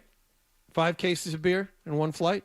Does that sound right? Is it a 30 rack? Is it a Stroh's party pack? You're right. So let's say it's a 6-hour flight. That's almost 18 beers an hour. That's putting down a beer every, 3 minutes? Yeah. For the entire flight. You don't even have time to go to the bathroom. You'd still have to be drinking while you're peeing. He sat in the back. He had the beer in his hand. Beer in one hand and taking care of business with the other hand. Yeah, I'm with you. I don't believe it. Beer in, beer out. I've never believed it. It doesn't make any sense. All right. Sean, what do you got for us, Sean? How about in 2003 when Sammy Sosa got caught with the corked bat? I don't know if that's as much lying as cheating, but That's That's cheating. cheating. Yeah, that's not lying. That doesn't count. No. Chris in Wakefield. Yes, Chris. Hey, do you guys remember Tim Johnson? He was Kevin Kennedy's bench coach here in Boston. Vaguely, yes. Okay, so he was hired by the Blue Jays to be the manager, and he used to tell all these stories about him being in Vietnam. That's right. Yes. Yes, They that's did right. a profile on him, and they found out he never served. So I As think the that's manager of the epitome. Blue Jays, he gave an interview where he said he was a Vietnam vet, and that was easily disproven. You Yes. can't do that. Oddly enough, I don't think he was ever a manager again. No. I think that was the last time. That one guy tried to do it to Sipowicz once too, and Sipowicz said, "You can do a lot of stuff. Don't lie about that." Remember that. Yes. You can lie about whatever you want, but not about that. Steve in Miami. Are you talking about Peyton Manning here, or are you talking about which Manning? Both Mannings. Okay. When Peyton retired, there were stories about that he had ordered steroids, and then he came out and said, "Oh, those were for my wife." Yeah, because she had a swimsuit shoot coming up. That's right. Yep. Yeah, and then Eli, after he retired, all Patriots fans hate the Mannings anyways, so this is fun. And Eli Manning, there was a sports group that sold jerseys and all that, and they had asked Eli for a game-worn jersey to autograph so they could sell it. And as it turns out, it was never worn by Eli. And the story came out that he lied about that, and the company But he had... Yeah. I mean that sucks for anybody who's buying memorabilia, but that's not so much a lie. You know what it is about the Mannings too? I find them oddly unhateable. Really? He was hateable when he played. He was absolutely hateable. Did when he you played. hate Peyton Manning when he played? Yes. Yeah. You of hated course, him? Oh yeah. There was so many times where he'd overthrow, and you'd see that pained expression on his face, and he's wildly gesturing at his wide receiver. Should have gone that way, or should have gone. He was very demonstrative. I See, hated it's just that. like Aaron Rodgers when he was still good. Like I couldn't hate the guy. He was too good. Peyton Manning was too good. No, and Eli was just too average to hate. Every single time the Patriots, not every time, but a lot of times during those 03, 04 teams, they'd always run into Manning in the playoffs. They'd always run into him during the regular season. Epic, like 4th and 2 for Bill Belichick at Indianapolis. I mean, it was just constantly running into that guy and seeing him berate wide receivers out there. I hated him. It was very easy to hate if you were a Patriots fan. Well, I just the thing I hate most about them now is the stupid Manning cast and thinking that people should watch them sitting there on a Zoom talking about a game. How about if I just watch the game? It's just like sitting in their living room, though, with them, Hardy. It's like, because that's what we would all like to do, is sit on the couch next to Peyton Manning and hear him wax poetic about the game. Yeah, but he'd pay for everything, so it'd be good. This is supposed to be the email segment. Sarah from Everett. The night I met Ron Jeremy at the Rainbow Room, I met Hulk Hogan's movie double, who had terrible Tourette's syndrome. I have a Polaroid somewhere. That's Sarah from Everett. That is the perfect Dummy Gummy Wednesday email from Sarah from Everett. She followed you to this show. You're aware of that, right? I'm very happy you are the about one. that. You are the one. Thomas said, my mom's ex-husband said he would have been a New Kids on the Block, but he had to go to Sunday school, so he missed tryouts. The biggest lie was that he was able to sing, which he could not. So that was a lie told by not a father, but his mother's ex. Not bad. That's one that happens a lot. Fred loves to tell the story about his friend who showed up for band practice and said he had missed the previous practice because his band had played at the Silverdome. Rocking the Dome. The night before. That's right. Yes. Sam said, I have a coworker who claims he played quarterback at Auburn. Again, something Googleable, but he was a backup quarterback at Auburn. We were at a work function, and me and my friend were talking about a friend's recruitment as a 3-star at Bishop Gorman in Las Vegas. And sure enough, you look it up, all the information is right there on the good old Google machine. So this jabroni hears us, and without even acknowledging his presence, he says, I played quarterback at Auburn. Mind you, he's maybe 5'8". And clearly has worked the story as he claims he is He was a preferred walk-on, and after a year, he was cut when Cam Newton transferred in. When I was in college, my buddy and I were at Rutgers calling a game, and we go out to the bar the night before, and this drunk guy is telling us that he had played football at Penn State. Similar type thing. Does not look like an athlete, but perhaps it was back in the day, so could have been. Athletes weren't as big back then and all that. But he's talking about how he used to get invited over to Coach's house. His wife would make these great dinners, and it was like a real family. Except he kept calling Joe Paterno Coach Palermo. No.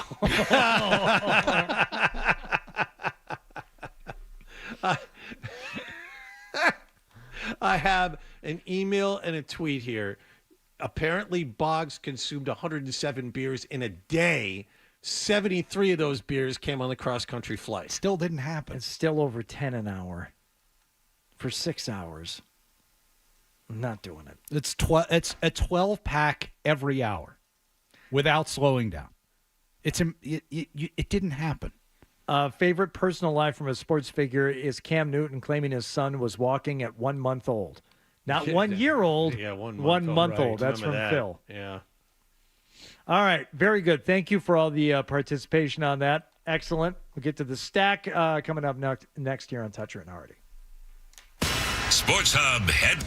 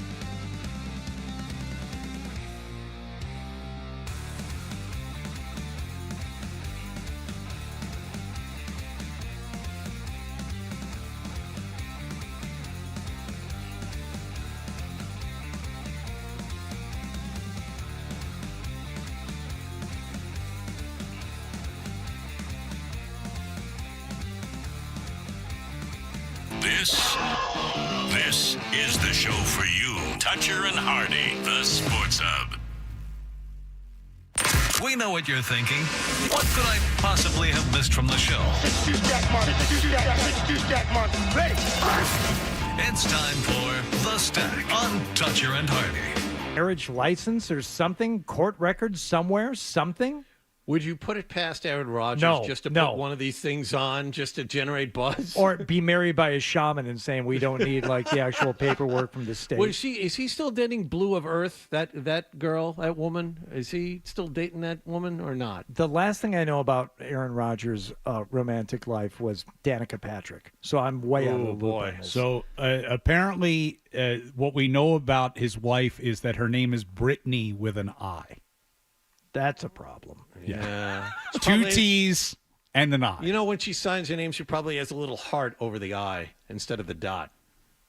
Previous appearance on the Pat McAfee show in December, he opened up about his relationship to reveal her name for the first time, clarifying it is spelled with an I. Well, good for him. Yeah. Well, did he specify at the end? Or the Brittany? I mean, that's true. There's multiple an eyes I at the beginning. Yeah, Brittany. God. All right. Something else we really didn't mention today because it's still a ways off, but Shohei Ohtani expected to be in the Dodgers rotation some point in July. It might happen before the All-Star break, according to Alan Gonzalez.